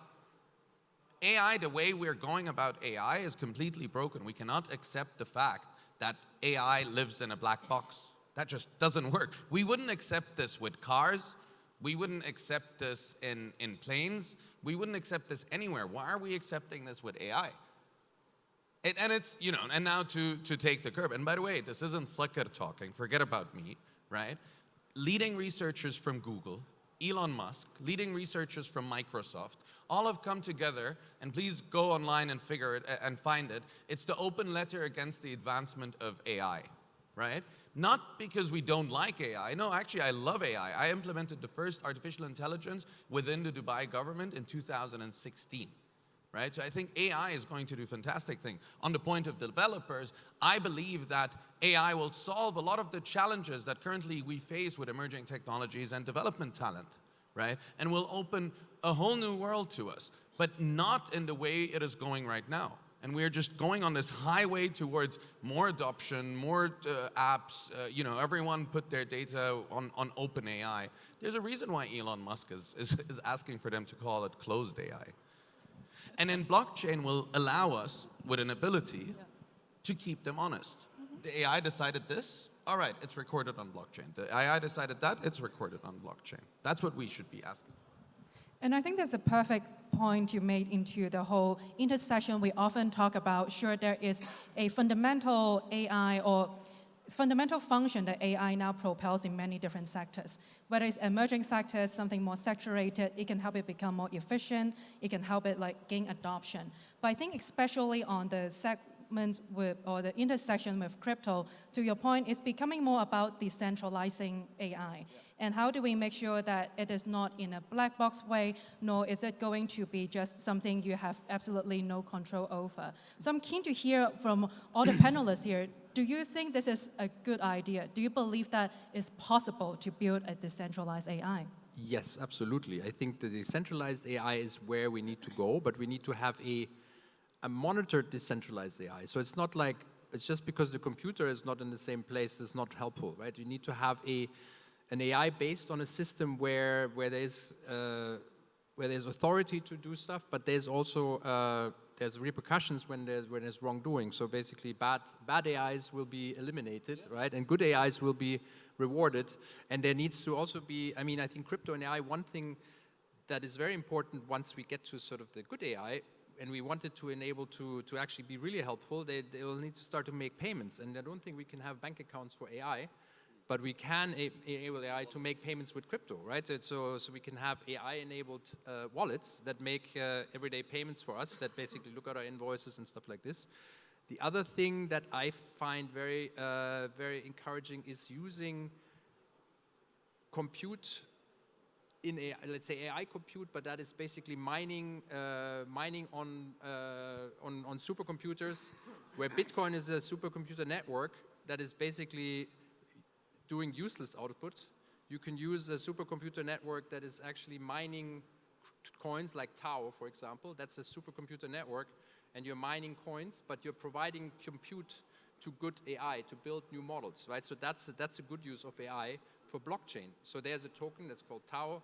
There's another network called Render, RNDR, and Render token is basically, so you're basically making available GPU capacity to do rendering or AI applications, and you're basically getting a token to access that. So these things that's kind of very good use cases for AI and blockchain in conjunction, I think.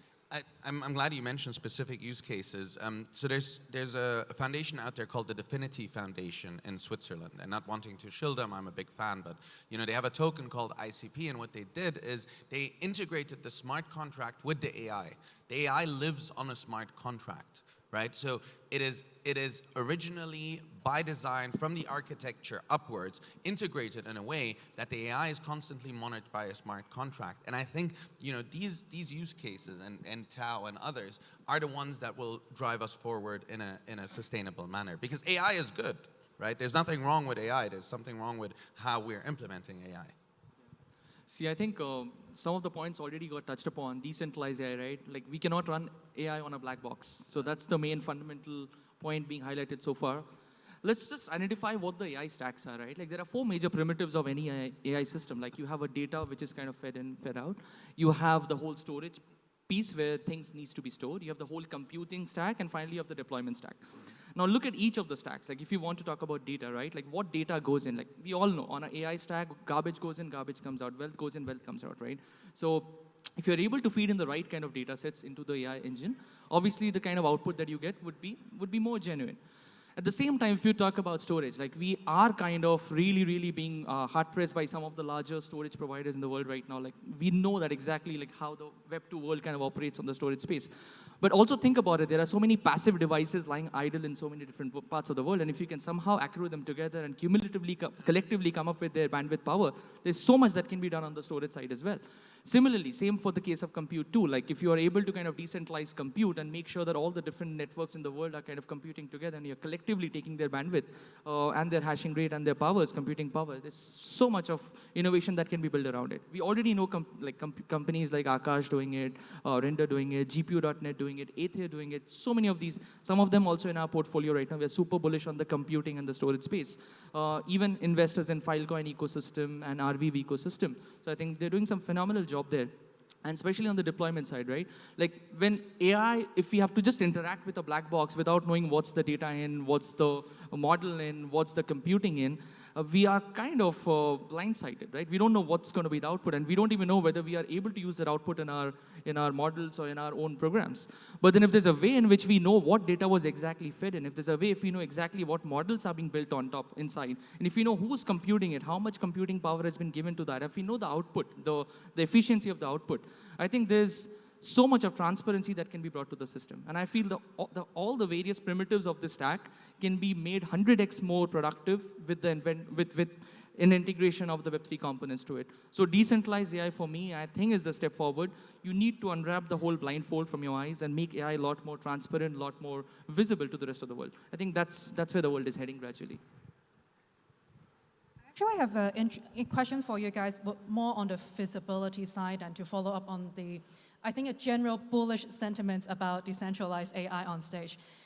There are a lot of discussion around how large language models being so huge in size that it takes a lot of compute power, it takes a very high cost, not only to train, but also to use as well.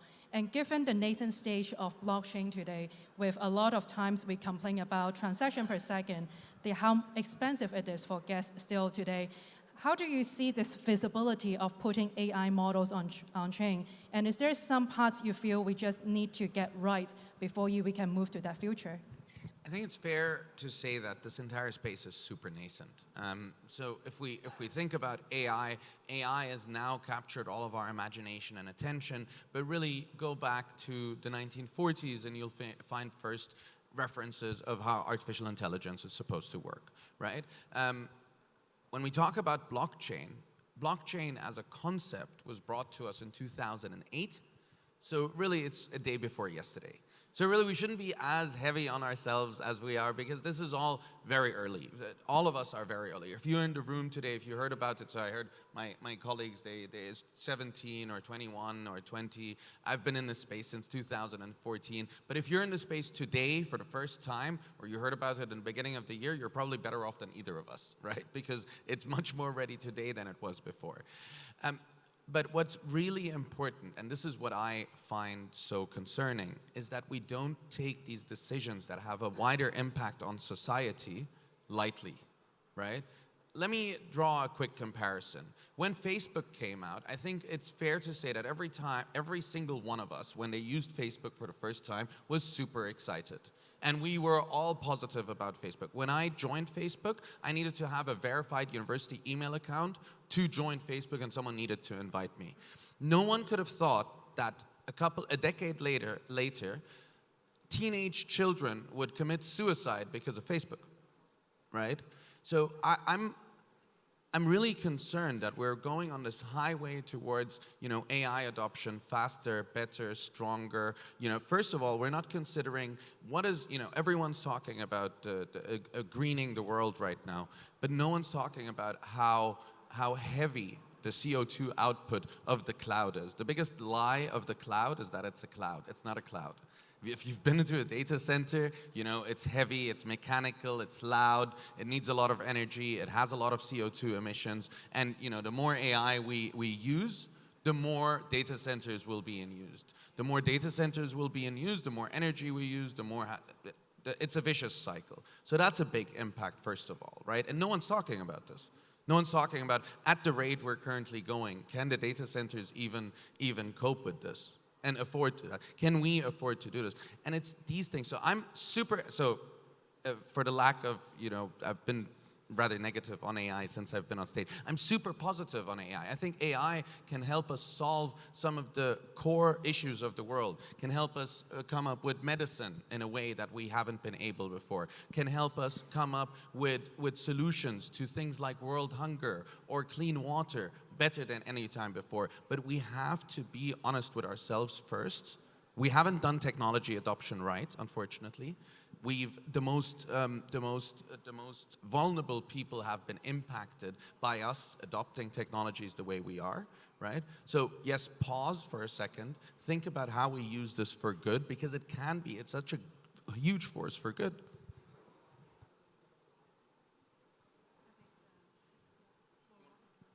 Sorry, can you repeat the question? But how exactly are we going to be able to build a decentralized AI, considering how early stage our blockchains still are in terms of TPS, in terms of transaction costs, or a lack of compute power to really support something as huge as GPT-4? Yeah, totally. I mean, a lot of different architectures have been conceptualized these days specifically for AI. Though maybe to point to why this matters to put it on chain to begin with and to open source all of this stuff. Can you imagine how big the developer community for OpenAI would be if there was a developer community around OpenAI that was totally incentivized to be part of it? Right now, everyone is dreaming of APIs that are open access. They're scared that the APIs might evaporate. But the benefit of crypto is, you look at Ethereum, and Ethereum doesn't pay developers to build applications on Ethereum. They build applications on Ethereum because of the value that they get from it. And it's all trustless, permissionless, has economic security derived from the core Ethereum protocol. And as a result, it's a better home for communities that look to build progress together. Yeah, I totally agree. I think building on that idea, the vision would be a decentralized AI that is secured by blockchain, that you can actually participate in, and that you can be incentivized to build good things on, right? So you can basically have an incentive system, but you can also have a system for bad actors, right? So you can take the incentive away. So then, because really tokens they're just an incentive system for people to do what you want them to do. And ideally, you have a goal that is positive, so they will do something positive, yeah? And if you set the wrong goal, then they will go in the wrong direction. But I think that the accountability for building AI systems and be accountable for the input, but also for the output, so that we can actually sleep well at night. I think that's very important. And I think marrying the two things together it's not happened yet. I mean, there's some people are trying to do stuff, but there's still a long way to go. But I think blockchain and AI have a great future together, I think. Yeah, I think the trustlessness and the transparency of the system is already talked about, but let me just go a little more focused on the main question, which was about how do we scale it? Because for me, I think the biggest scaling challenge would come at computing layer, because you need so much of computing power, and if you put all of that in the blockchain, considering that Web3 and AI gets merged, it will take a lot of toll on the consumption, on the consumption patterns and on how much of bottleneck you can have on the overall network. So from that point of view, I always felt like there's a lot of scope of work that can be done around the ZK space, because ZK has already helped scale Ethereum in a way. If you can just simply deploy the same kind of models on the AI stack, and I know a lot of teams which are building things on top of that, you can actually replicate the same model on the AI stack too. Basically have all the computing offloaded and then just put all the hashes which can validate your results on the main chain, right? So I think for scaling things, I think compute becomes a major bottleneck, and if we can somehow create those stacks which can scale things off-chain and bring the proofs on the chain without compromising on security at any point or compromising on the data points at any point, I think that's where we need to be heading to. So I think ZK would be one very interesting stack for me, which I would be looking forward to as far as what's going to be built around that and how we can scale the whole AI stack through that. Awesome. I think we have not a lot of time left, but we cover a lot of ground around what it takes to build decentralized AI. And as we build it, how should we make sure we put in some good guardrails on what exactly we should be doing with it, and also put in the right incentives so that the right people are contributing and while the bad actors are kept away. I think in the remaining time I have, maybe would love to go around and just give us your 30-second thoughts on what is within the AI and crypto intersection. What is the most underrated opportunity you see and that you wish either builders or investors in the room would pay more attention to? Okay, let me go about it. See, I have running the fund. One of our major focus in the crypto ecosystem again has been three major primitives like attention, exposure, and liquidity. We've always believed in this three, and I think look at the Web 2 side of it. It's a lot more fundamental at times, but Web 3 side is driven a lot about through liquidity and through attention exposures, right? So I think AI, if some of the techs can kind of build stacks on that, can really go a long way. So one, content, like we are getting an explosion of content now because of AI with the days to pass. I think if we are able to kind of channelize that content direction in a way we can actually run exposure campaigns and attention campaigns through that, I think there's a lot can be derived out of it. Second major stack that I'm kind of super bullish on is the ZK stack, which I already talked about. The third stack that I would be kind of bullish on would be yeah, basically creating an AMM model, because liquidity is a big challenge in the space and we have so much of fragmented liquidity out there.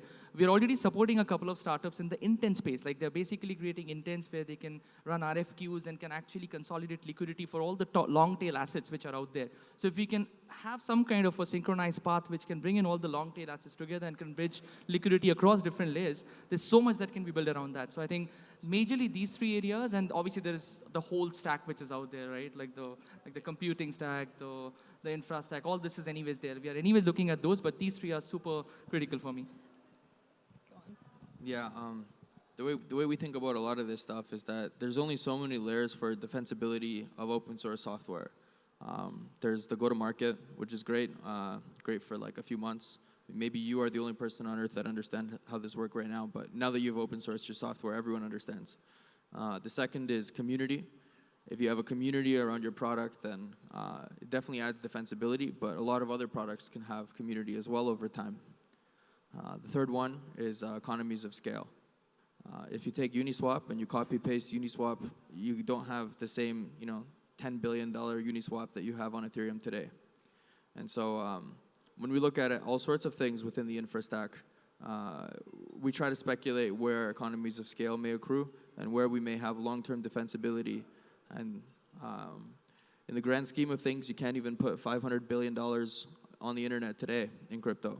The economic security of Ethereum maybe can support like 400, 500 billion.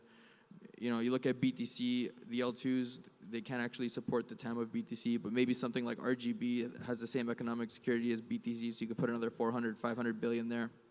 But the M0 of many countries is very ready to move into crypto, and there's a lot of scaling we have to do for both the concept of economic security and then performance and throughput of these crypto systems. So yeah, in the grand scheme of things, we're still really early. So I'll make it short and controversial. I think we should have Bitcoin AI. Oof.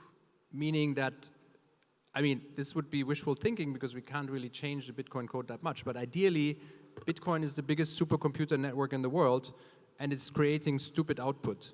And if we could use that supercomputer network and create intelligent output while still securing the biggest financial system in the world, that would be ideal. So if we could amend or like fork or do an update to Bitcoin so that we use all this compute to do something useful instead of burning that energy for nothing, I think that would be great. Bro, you just started a whole nother panel with that whole Bitcoin AI thing, and we're not going down that rabbit hole. There's an entire But I'll do some YouTube on that. We have enough content here, right? I'll say two things because we're already out of time and make it very quickly.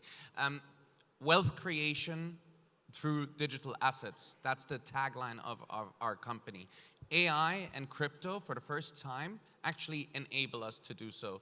I'm watching Westworld, a rerun of Westworld right now, and the super billionaire in Westworld has figured out how to predict the markets. And I really don't think that we're very far away from an AI being able to predict the market and creating wealth for all of us, so we can all be on the beach and. Why couldn't they predict how to make a final good season?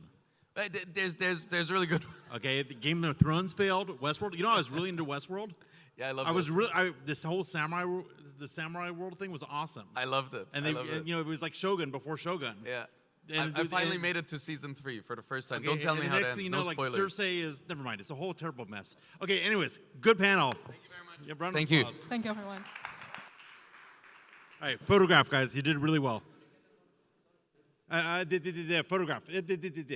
Good.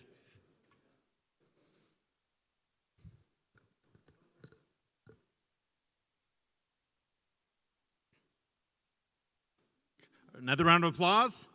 Good job. Well done. I chatted you on WhatsApp. Very good. Soccer, good job. Good job. Good job. Good job. Well done. Good point. Who watched Westworld? Who got annoyed at the final season? Thank you. What the heck was that? All right. Okay, anyways. But unlike the last season of Westworld, the last panel of Agora will be freaking awesome. Yes.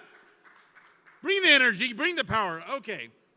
So, decentralized finance, otherwise known as DeFi, maturation.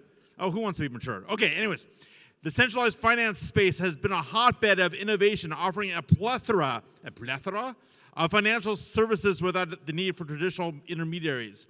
In 2024, we can expect the DeFi ecosystem to mature, further addressing user experience challenges, concerns relating to security, stability, and user experience. As DeFi becomes more accessible, traditional financial institutions might find themselves compelled to adapt or risk becoming obsolete. Moderator, Anna Shakola. Where's Anna? I felt like she was around. Anna, come on up. Okay, head of business development, Cointelegraph Accelerator. Our panelists, Lucas Scotch, CEO and founder, BWS. Christopher Ahn, general partner, Equilibrium Ventures. Carl Hua, GP, Reforge. Rishabh Gupta, Director of Operations, TDeFi. Now I have to turn around and see if anything changed last minute on here. I think we're okay. Yeah. Okay, final panel. Keep the energy high. Let's go. Applaud. After this, we have the awards. Stay, enjoy. Anna, you good? Good. Microphone? No. Good, let me see. 1-1. Hello, everybody. This is the last panel. I hope we will make you fun and we'll give you some alpha.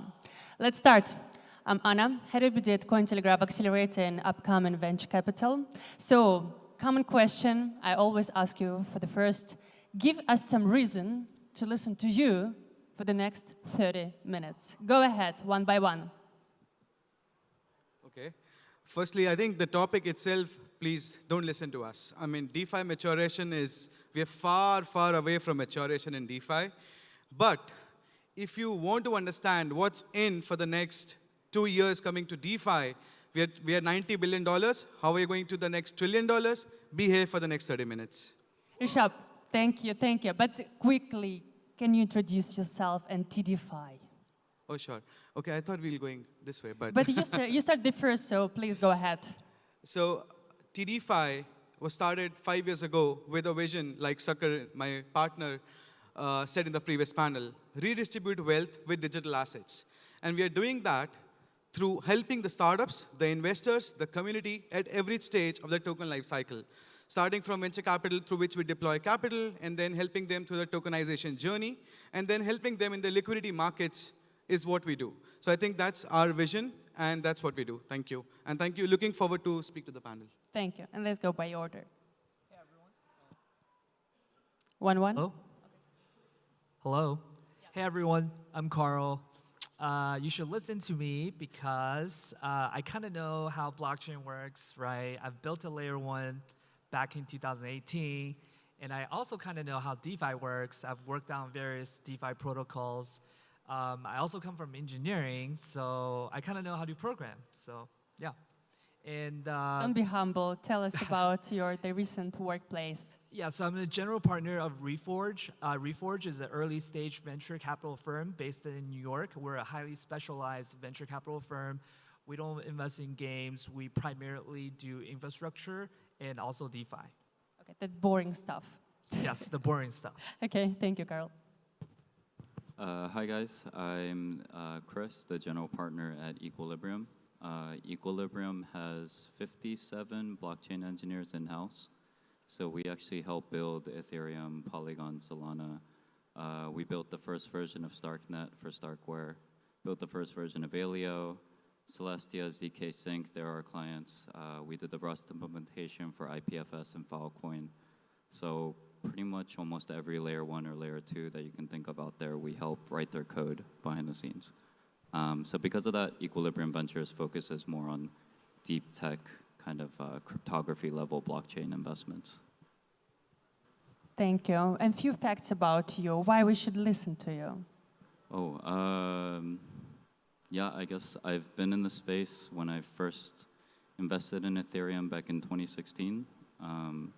So I guess I've been following the space for a while, and I feel like, yeah, it's not a big reason. Everybody is new to the space, I feel like, so, yeah. Thank you, Christopher. Lucas. Hey guys. My name is Lucas Shaw. I'm the CEO and founder of BitFi and BWS. For sure, I'm not the guy that you should listen. I am the guy that lost more Bitcoin than probably all of you know. I spent more than 1,100 Bitcoins in items in the World of Warcraft game in 2011. I was mining Bitcoin at that time, thinking it was the coin of the game. But after that, I started developing my own mining pool, my own arbitrage algorithm.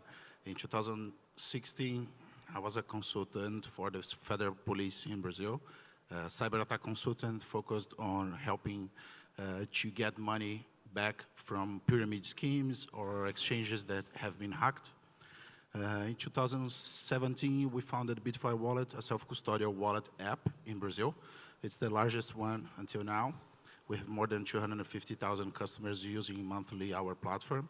And right now, BWS provides an infrastructure for big banks as a custodial solution for big banks and a DeFi platform for small startups. Great. Before we will proceed talking about DeFi, few questions to our audience. Guys, who invests in DeFi? Please raise your hand. Okay. Who builds something in DeFi? Please raise your hand. Okay, so we have more investors rather than builders. Let's continue to talk about DeFi from investment perspective. Let's start with a generic question. We've passed through metaverse hype, NFT hype, and now we're coming back to DeFi renaissance. That's what I feel being in Cointelegraph Accelerator and being at Media Cointelegraph. What do you feel about DeFi in general? How can you describe the state of this vertical in a VC field? Who wants first? I can go first. So before I talk about DeFi, the traditional financial system has been built over the past thousands of years, right? So most of the primitives are pretty stable. You generally don't see new instruments coming out, right? So, you know, at a high level, you have trading, you have options, and so forth, right? Though DeFi was a very different thing because guess what? During DeFi summer, you saw APYs of DeFi protocols reaches like thousands% and stuff, and everyone was like, okay, well, this is a new thing. We're gonna make tons of money, right? Well, we all know what happened with those DeFi protocols. They eventually collapsed and they went away. So generally speaking, DeFi is relatively new, but the intention and the usage of DeFi is not new, right? It's used to facilitate the trading of value exchange, right? So I think currently DeFi is getting more and more mature. As a matter of fact, we're seeing like a convergence between DeFi and traditional finance. Specifically, there's a lot more primitives that's in DeFi that is just mirroring the traditional finance, right? For example, we now have options in DeFi, we now have fixed income, we now have bonds. These things did not exist when DeFi first came around. So I think the current state, DeFi is still very, very immature because things like 100% APY still exists, where you generally don't see these type of things in traditional finance, but we're slowly and steadily converging with the traditional finance. So that's how I see DeFi today. Still very early stage, but we don't see, like, you know, most of the projects are not going to advertise, hey, we're going to be able to give you 1,000% APY if you just give us your tokens, right? I think So- Satoshi is crying right now. Great, thank you. Guys, do you have any other takeaways on general state about DeFi vertical? Yeah, I could, I guess, build on that with a different perspective. I agree completely. I think it's matured a lot since DeFi Summer in 2020, but also it's new in the sense that the core essence of DeFi is that it's, at the end of the day, composable finance. And so now that all the primitives have been made, by definition, if it's composable finance, the more pieces of infrastructure as well as the more pieces of like DeFi as well as like institutional players that come on, will make this industry always evolving. And you can always compose new financial products, I think, perpetually into the future. And so one portion that makes it a bit newer in this space, or makes it, I guess, defined as more early, is I still don't think there's like actual institutional adoption of DeFi, and there's a lot of obstacles in that area. First of all, regulation. Obviously, it's really difficult to perform KYC on DEXs, for example. So there is that barrier there. And then on the other side, I think a lot of institutions are still using blockchains like Corda and R3 that are like more private blockchains, because there are just certain aspects of financial institutions and enterprises that they just can't make public. And so that's actually why I think ZK and the privacy aspect of blockchain is actually really important. And so one of our portfolio companies, Alio, has been actually building towards the future of privacy on a public blockchain.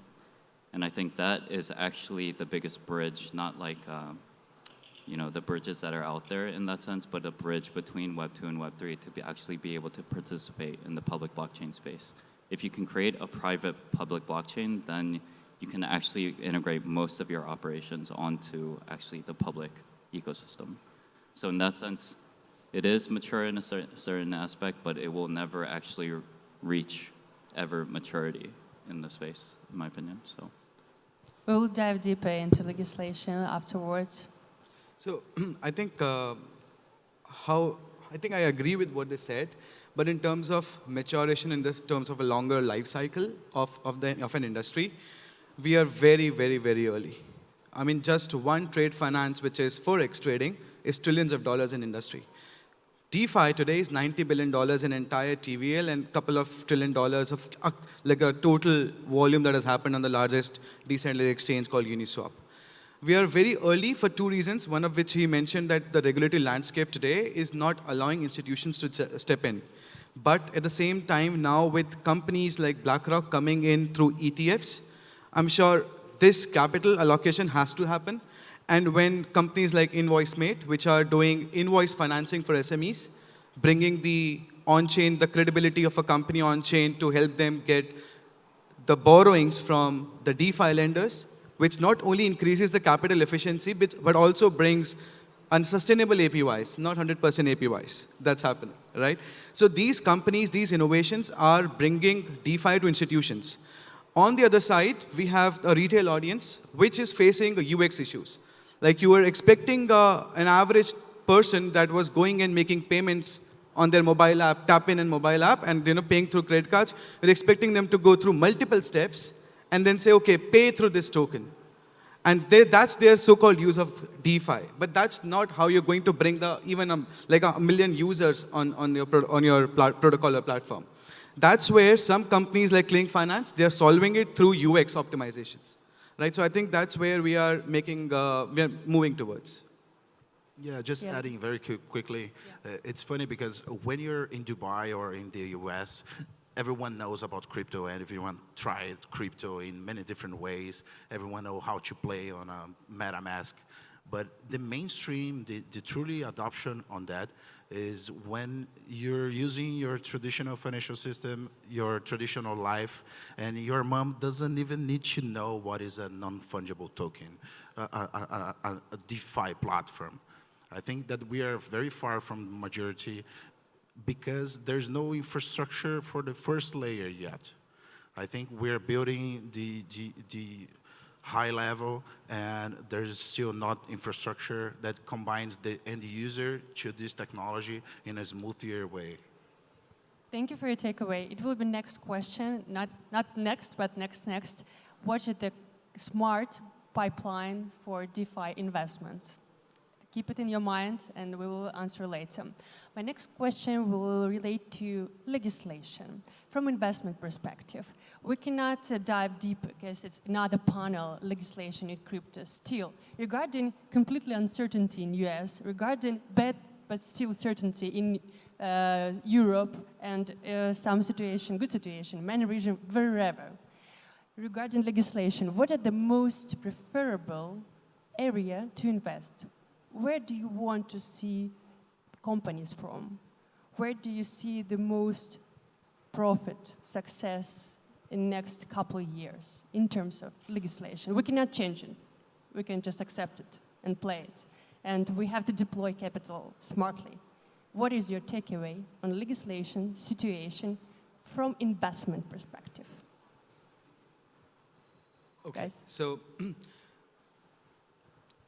I think the one way through which you can make yourself safe and secure to an extent, obviously, because it's still not black and white, it's still a gray area. It is. So absolutely, there is no definite answer for this, and I'm sorry for the difficult answer, but one thing is, even if DeFi is related to finance, if a protocol or a platform is doing a KYC for its users, a KYB for its businesses, is making sure that the money that is being transmitted or exchanged through that protocol or platform is not being used for any malicious activities, be it terror financing or money laundering, that's where that's the basic level of qualification for us when we do investments, right? That's one. Second, I think in terms of investing in the founders that have a clean background and ethical background, I think that solves the second barrier for me in terms of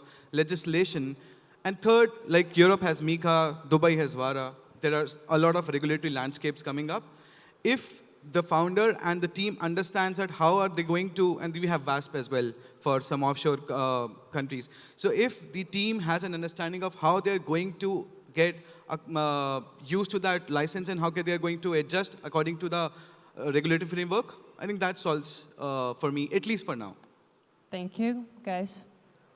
Do you have any takeaways on legal perspective? Yeah, sure. On the legal perspective, not really. But as far as, I guess, where we're looking at in the DeFi space is the way that we approach a lot of our investments is usually while we're building a lot of protocols, we identify a lot of white spaces or gaps within infrastructure or areas within the sector that need addressing. So that's actually where we decide to do a bit of outbound sourcing and like actually find the companies that are building that. So one example is, for example, we're based in Europe, but there was actually no like dominating euro-backed stablecoin. And so we talked to a lot of them. We actually didn't like how they were approaching things, so we just built it ourselves. And so now that's its own company called Membrane Finance. They've released a stablecoin called EuroE, which is one of the first regulated euro-backed stablecoins. So that was like one space that I think is interesting, and I think every kind of like area, Europe is big enough that it warrants a euro-backed stablecoin. But obviously that was a big gap that we addressed. The other side that I would want to look into more is like risk management, I guess, within DeFi. Like right now, if you look at the infrastructure side, there's a lot of smart contract auditing and everything like that to make sure that your code is solid. But as far as the sustainability of some of these yields that are coming out of DeFi, as a retail trader, when you see like 15, 20%, it looks great and you want to get that yield. But who knows if that's sustainable and when that's actually going to crash. And not a lot of companies, or at least there's not like a rating agency or something like that that exists yet that actually like puts a grade on like this has been looked through from a risk management standpoint and given like a stamp of approval that like it's solid and it'll actually be sustainable in the long run. So I guess that's like two areas, I guess. Thank you. Carl? Yeah, really good point, Chris. So white spaces for sure. There's one area that I'm very interested in is aggregation. So I generally think that I understand, most of the DeFi protocols need to have a token so that they can have a tokenomics and so forth. But also at the same time, right? If you think about it from a user perspective, like user doesn't actually care if you're Uniswap or if you're Curve, right? Ultimately, what they care about is the price, right, and how tight the spread is. So generally speaking, you have 1inch these days doing aggregation when it comes to trading, but aside from 1inch, you really don't have anybody else to do these type of aggregation, and we're living in like a multi-chain world, right? So I'd love to see more projects that's unifying the user experience, because trading, you know, spots, perps, and so forth is a very primitive action that's being taken by the users. And at the end of the day, I think whoever can unify the user experience instead of having the user going to DYDX or 1inch or Curve or Uniswap will do well in this industry. So that's one area. The second thing is I want to talk about like the stuff that we shy away from, meaning that we probably won't make investments. We're seeing a surge of CDFI, right? Meaning part of the protocol is decentralized and part of the protocol is centralized. I'm from the US. I think that's a huge risk to both investors, users, and the protocol themselves, right? Because oftentimes, what the protocol is doing is taking non-KYC'd money and funnel that money into a centralized area to perform a certain action, right? In my eyes, that carries extreme regulatory risk. So those are the projects that we probably won't touch.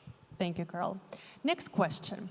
What is the most sexy vertical inside DeFi? Maybe yet another layer 2, maybe yet another Bitcoin ecosystem product, maybe some wallet, wherever. And can you also name some projects you guys invest in and Lucas, you get partnership with?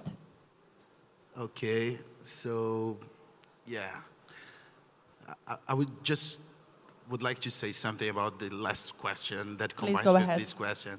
I think that a non-regulated environment, talking with a regulated environment, is something that is a huge problem, yes, but it's where there's a huge potential also.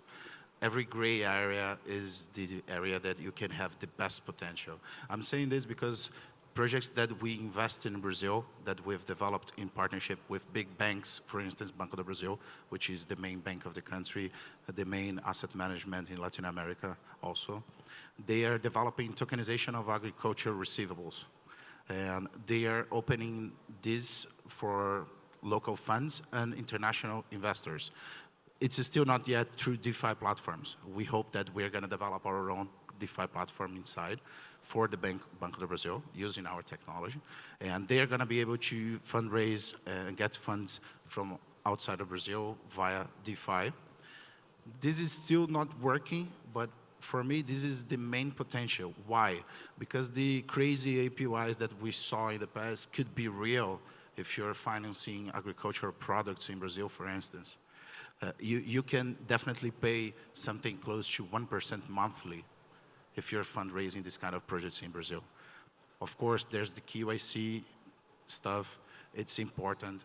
It needs to be done, but you're saying that maybe a Japanese can have a 1% monthly interest rate on money. This may be very interesting for them. So for me, this is the kind of projects that we're investing on, real-world assets, combining receivables of agriculture, credit cards, and this kind of stuff with traditional, via traditional market, but combining with crypto in the near future. Thank you, Lucas. And what about your recent partnerships in DeFi sector? Yeah, we are definitely looking for a few partnerships. We have partnership with a few DeFi projects. We use them. It's not that we have a partnership with them, just like Uniswap, Ubiswap, Eve. These are the projects that we are connected on right now. It's not something that we are focused on providing a gateway through that, but this is something that our customers asked us. Like, for instance, there's a customer that would like to have access in a stronger way, in a safer way to Eve, for instance. So connecting through their smart contracts in a safer way using our custodial solution, this is something that we provide. Guys, investors, Rishab, Carl, can you share, Christopher, can you share your recent DeFi investment and why did you decide to invest in? I guess we're very like deep tech, I guess like blockchain infrastructure focused. So we haven't really done like many DeFi investments recently, but in the past, for example, our track record is more like we were early investors in Uniswap, Aave, 1inch, pretty much like all the DeFi primitives back in the day. And that was more from an angle that like this is the financial infrastructure for the next like DeFi, I guess, application to be built on. More recently, yeah, to be honest, we didn't find anything super interesting, so that's why we actually went and just built the Euro E ourselves. Thank you for but that was honesty. fair market. Dear DeFi early stage projects, don't reach Christopher. Don't bother him. That's amazing about the whole blockchain ecosystem. If you don't find something interesting, build it, right? And I think that's what they've done. For us, like I said in the previously, that two things are important. One is how do you bring retail, and how do you bring institutions? Because for me, if you like to answer a question, which is the most sexiest vertical, I think the entire DeFi is right now an open playground, right? Be it the trade financing, be it the Forex, be it the exchange trading, which is a decentralized exchange trading, which has been solved, and I think you have to really build something amazing to beat Uniswap on that. They're very fast innovators. But one thing which is still not solved is how do you bring the billions in DeFi, and you cannot ask them to swap. So we invested in Clink Finance, which has been backed by amazing funds in the space. They have created a protocol and a product which is a $0 activation. You don't need to have anything to get into DeFi space, to get into the crypto space. And they do it through a UX way. So they've made the UX so smooth and so amazing that you can simply just start, and 3 taps, you are in. That's one. Second investment that we did was InvoiceMate. They have been bringing the capital efficiency of the DeFi lenders or the DeFi capital holders to the SME financing space. Now, this space is very lucrative. They can generate 20% APY sustainably. It has been done for the last decades in traditional space. But what was missing was how do you do it on-chain and how do you verify it? And they have done it through their uniquely innovative KYI as a process, which is know your invoice. So everything is on-chain, everything is visible, and investor can verify that every data points that's there and every invoice that has been shared on-chain is true. So I think these are the 2 sectors that we have been looking at. And previously, I think, like you said, 1inch and few other exchanges and yield aggregators we have been putting in. Carl? Yeah, so for us, I have a pretty interesting thesis. Generally, I think for retail, right, at the end of the day, they only care about yield generation in a meaningful way. So I think a lot of playbooks is pretty played out, right? Like governance token farming and 1000% APY, stuff like that. As the ecosystem matures, I think sustainable yield will overtake some of the other stuff, right? So one vertical we are looking at is RWA. Because at the end of the day, I think it's super interesting if you can connect the real world with the blockchain and mechanize a sustainable yield, right? So we have been investing heavily into that sector, and hopefully, it will generate some nice returns for everyone. Any particular name that you can share with the audience? No, because I prefer not to disclose. They're not ready yet. Okay, greedy. So we're almost out of time. Gordon will kick our asses shortly. So please use the last minutes to share what kind of projects you want to be reached out, what kind of VC partners you want to be reached out for the last 2-3 hours that we still have at Agora conference. Yeah, so I think because we're infrastructure focused, and I'm just being courageous here, I think the EVM is fundamentally flawed, and DeFi will never have institutional adoption in its current form, right? Specifically, the security of the EVM is horrible, and the entire execution environment is just not optimal. So I think that's a huge white space today. So if you guys are building on anything that's enhancing the security of EVM, including re-architecting it, right? So by the way, this is not to be confused with inventing a new programming language. That's not what I'm talking about. What I'm talking about is making the execution environment more secure, right? So that's a one very specific vertical that we are actively looking at. Thank you. The few panels before, one of the gentlemen, Anirban, said on stage, airports were built after the aeroplanes, right? So first, let's build. If you're building something which can create and reach the masses, I think infrastructure would automatically be built after that. ATC, air traffic controllers were built even after airports. So we will have moderators and security audits, protocols being built on it. But if you are building something which you truly believe in, irrespective of anything, we'll be happy to talk about it. And if you are a VC and you want to work with startups that have visionary founders that understands no matter what and how this whole industry evolves into, they're there and they're ready to make it happen. I think we'll be happy to chat about it as well. Yeah, I think for me, I'll just reiterate, I guess, a lot of what DeFi is kind of built on is like kind of trustless environments, which is fine, but I feel like also risk management is really overlooked in this space. And I feel like every bear market comes after a huge crash of, I don't know, it's either code or like a crash of like somebody not doing enough DD in a DeFi protocol.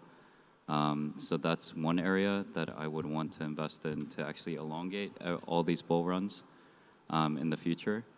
And then second of all, I guess if you're an investor, you know, if you have any like very technical concepts or infrastructure companies that you just can't wrap your head around the code, and that's what we do on a daily basis. We look through GitHub repos, can do code review pretty much at the minute detail. So yeah, happy to look at anything infrastructure-wise that you guys are looking at. Yeah, for me, it's pretty easy. It's what I believe and what I've been trying to develop during this last 7 years at least, is developing the infrastructure that connects the traditional market to this new market. If you're connecting, if you're bridging the traditional market through this market, we're going to get the maturity and mass adoption. Guys, Lovely. thank you so much. Let's take a selfie and then photo for socials. I think Agora Group deserves a big round of applause for this event. Yeah. Great event pulled out. Great Thanks, event. everyone. Fantastic panel. Big round of applause for the panel. Whoa.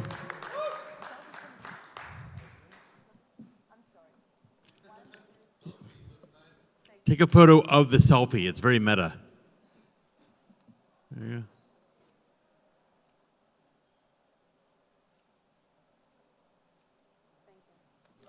Good job, everyone. Well done. Woo. And buddy, for all those Bitcoin you gave away, at least you're not the pizza guy. You're not the pizza guy. You know, I think he's dead inside. Okay, ladies and gentlemen, you as a crowd have been epic and awesome, and I think we all appreciate it. Hadi, do you appreciate them? Hadi, are you actually standing up? You're back? You're functional? That's cool. Okay, so a program note to our program note. I think we're going to actually do the coffee break. Is that correct? Do you want to say a few words? Don't breathe on me. Hi, everyone. We are just still conducting some of the one-on-one meetings, so we're going to have to take the coffee break so we can tally the final numbers, but maybe not more than 10-15 minutes, and please be back here in the room so we can announce the winners. Thank you. Big round of applause for Hadi. Everyone, you're great. So remember, caffeine, caffeinate, carbohydrate, and connect. It's the 3 C's. Okay? Yes, sir? Fantastic. All right. See you soon.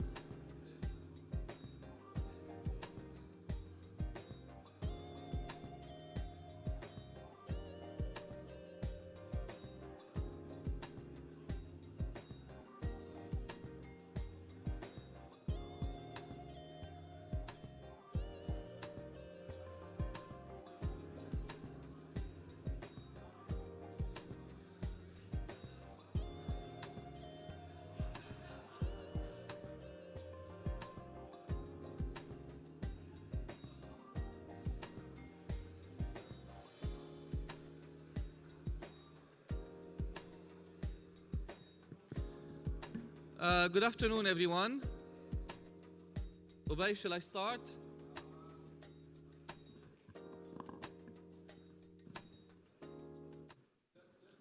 Oh, okay.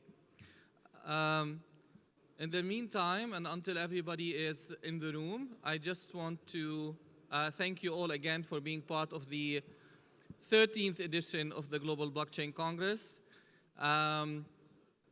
We're doing 2 other blockchain congresses this year, one in Singapore in September and another one in Dubai in December. And we might be launching a new event in the US later on. So please stay tuned for more news from Agora Group. I want to thank all of our sponsors again, all of the investors, all the speakers, all the delegates. I want to thank our team, the Agora team, who has worked very, very hard to make this event a success. Not only the people that are here on the ground, but the people that are back in the main office, making sure that everything is done properly. I want to thank also Gordon Einstein, who has been great at emceeing our event. Gordon has a YouTube channel where he hosts some of the most influential people in crypto in Dubai and also worldwide. So if you have the chance, please check out his YouTube channel and subscribe to it. He would really appreciate that. I want to ask our team, Agora guys, and the TDFi team. TDFi is our partner and our co-host. If you can please come up on stage.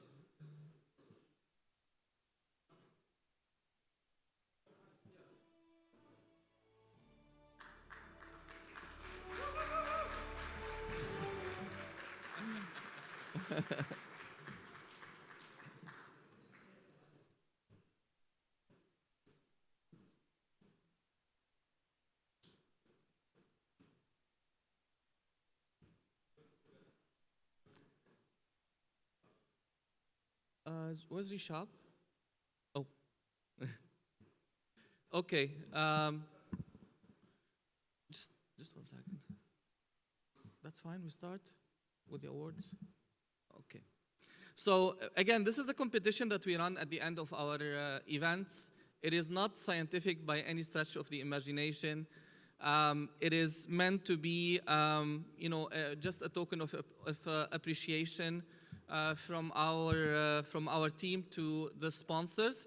The process is very simple. We ask all the investors to rate the project that they have met with anywhere between 0 and 10 on the most likely, on what the investor think is the likelihood of that project getting funded. So 10 being extremely likely to get funded, 0 is there's no way on hell you're gonna get any funds. We're gonna start off, we have 5 prizes to give. So number 5, winner number 5 is Polyverse.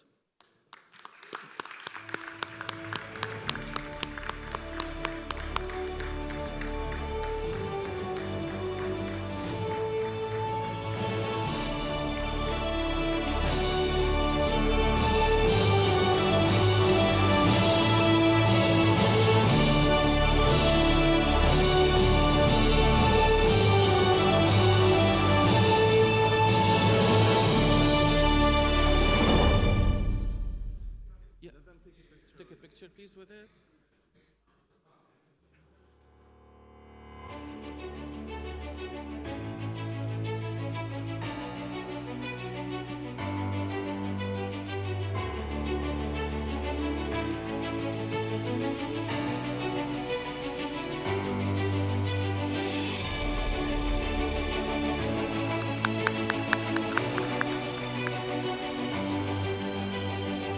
Congratulations for Polyverse for the 5th position. The 4th position goes to 1 to 11.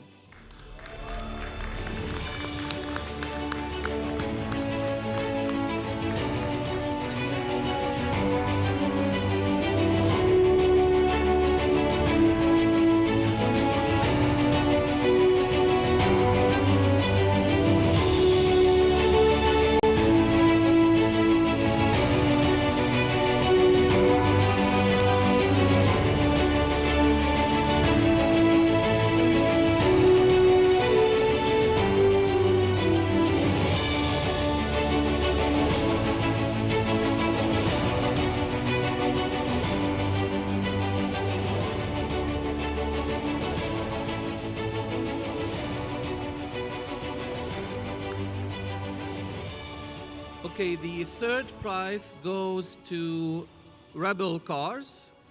Rebel Cars.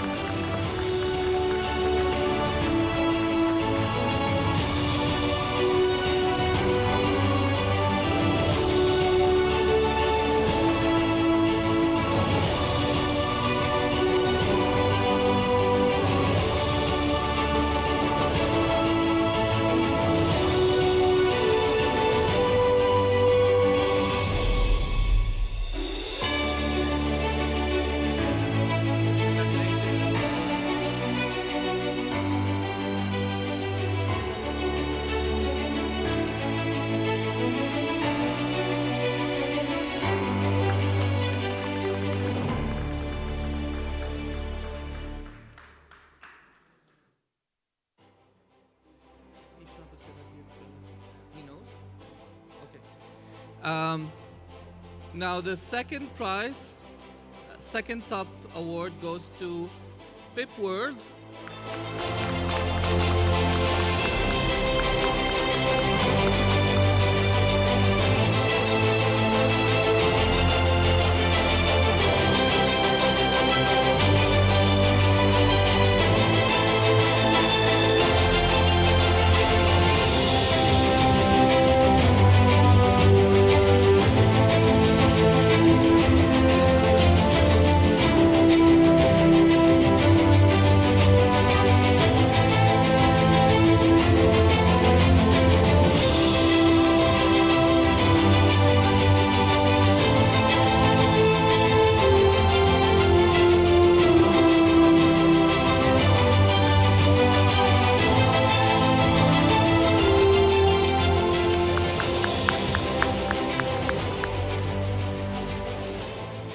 Okay, and finally, the number one winner of the award is Clink Finance.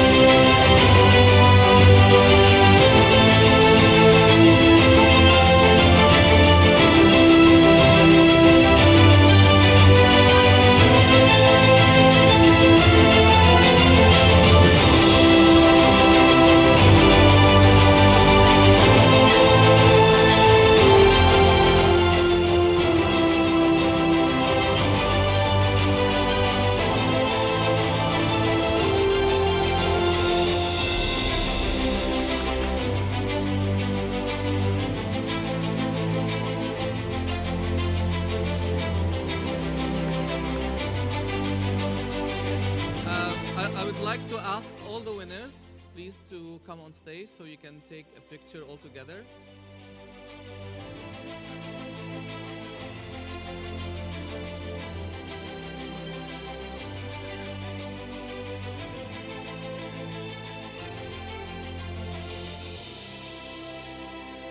While we are waiting for the picture, let's give a big round of applause for Agora Group and their efforts.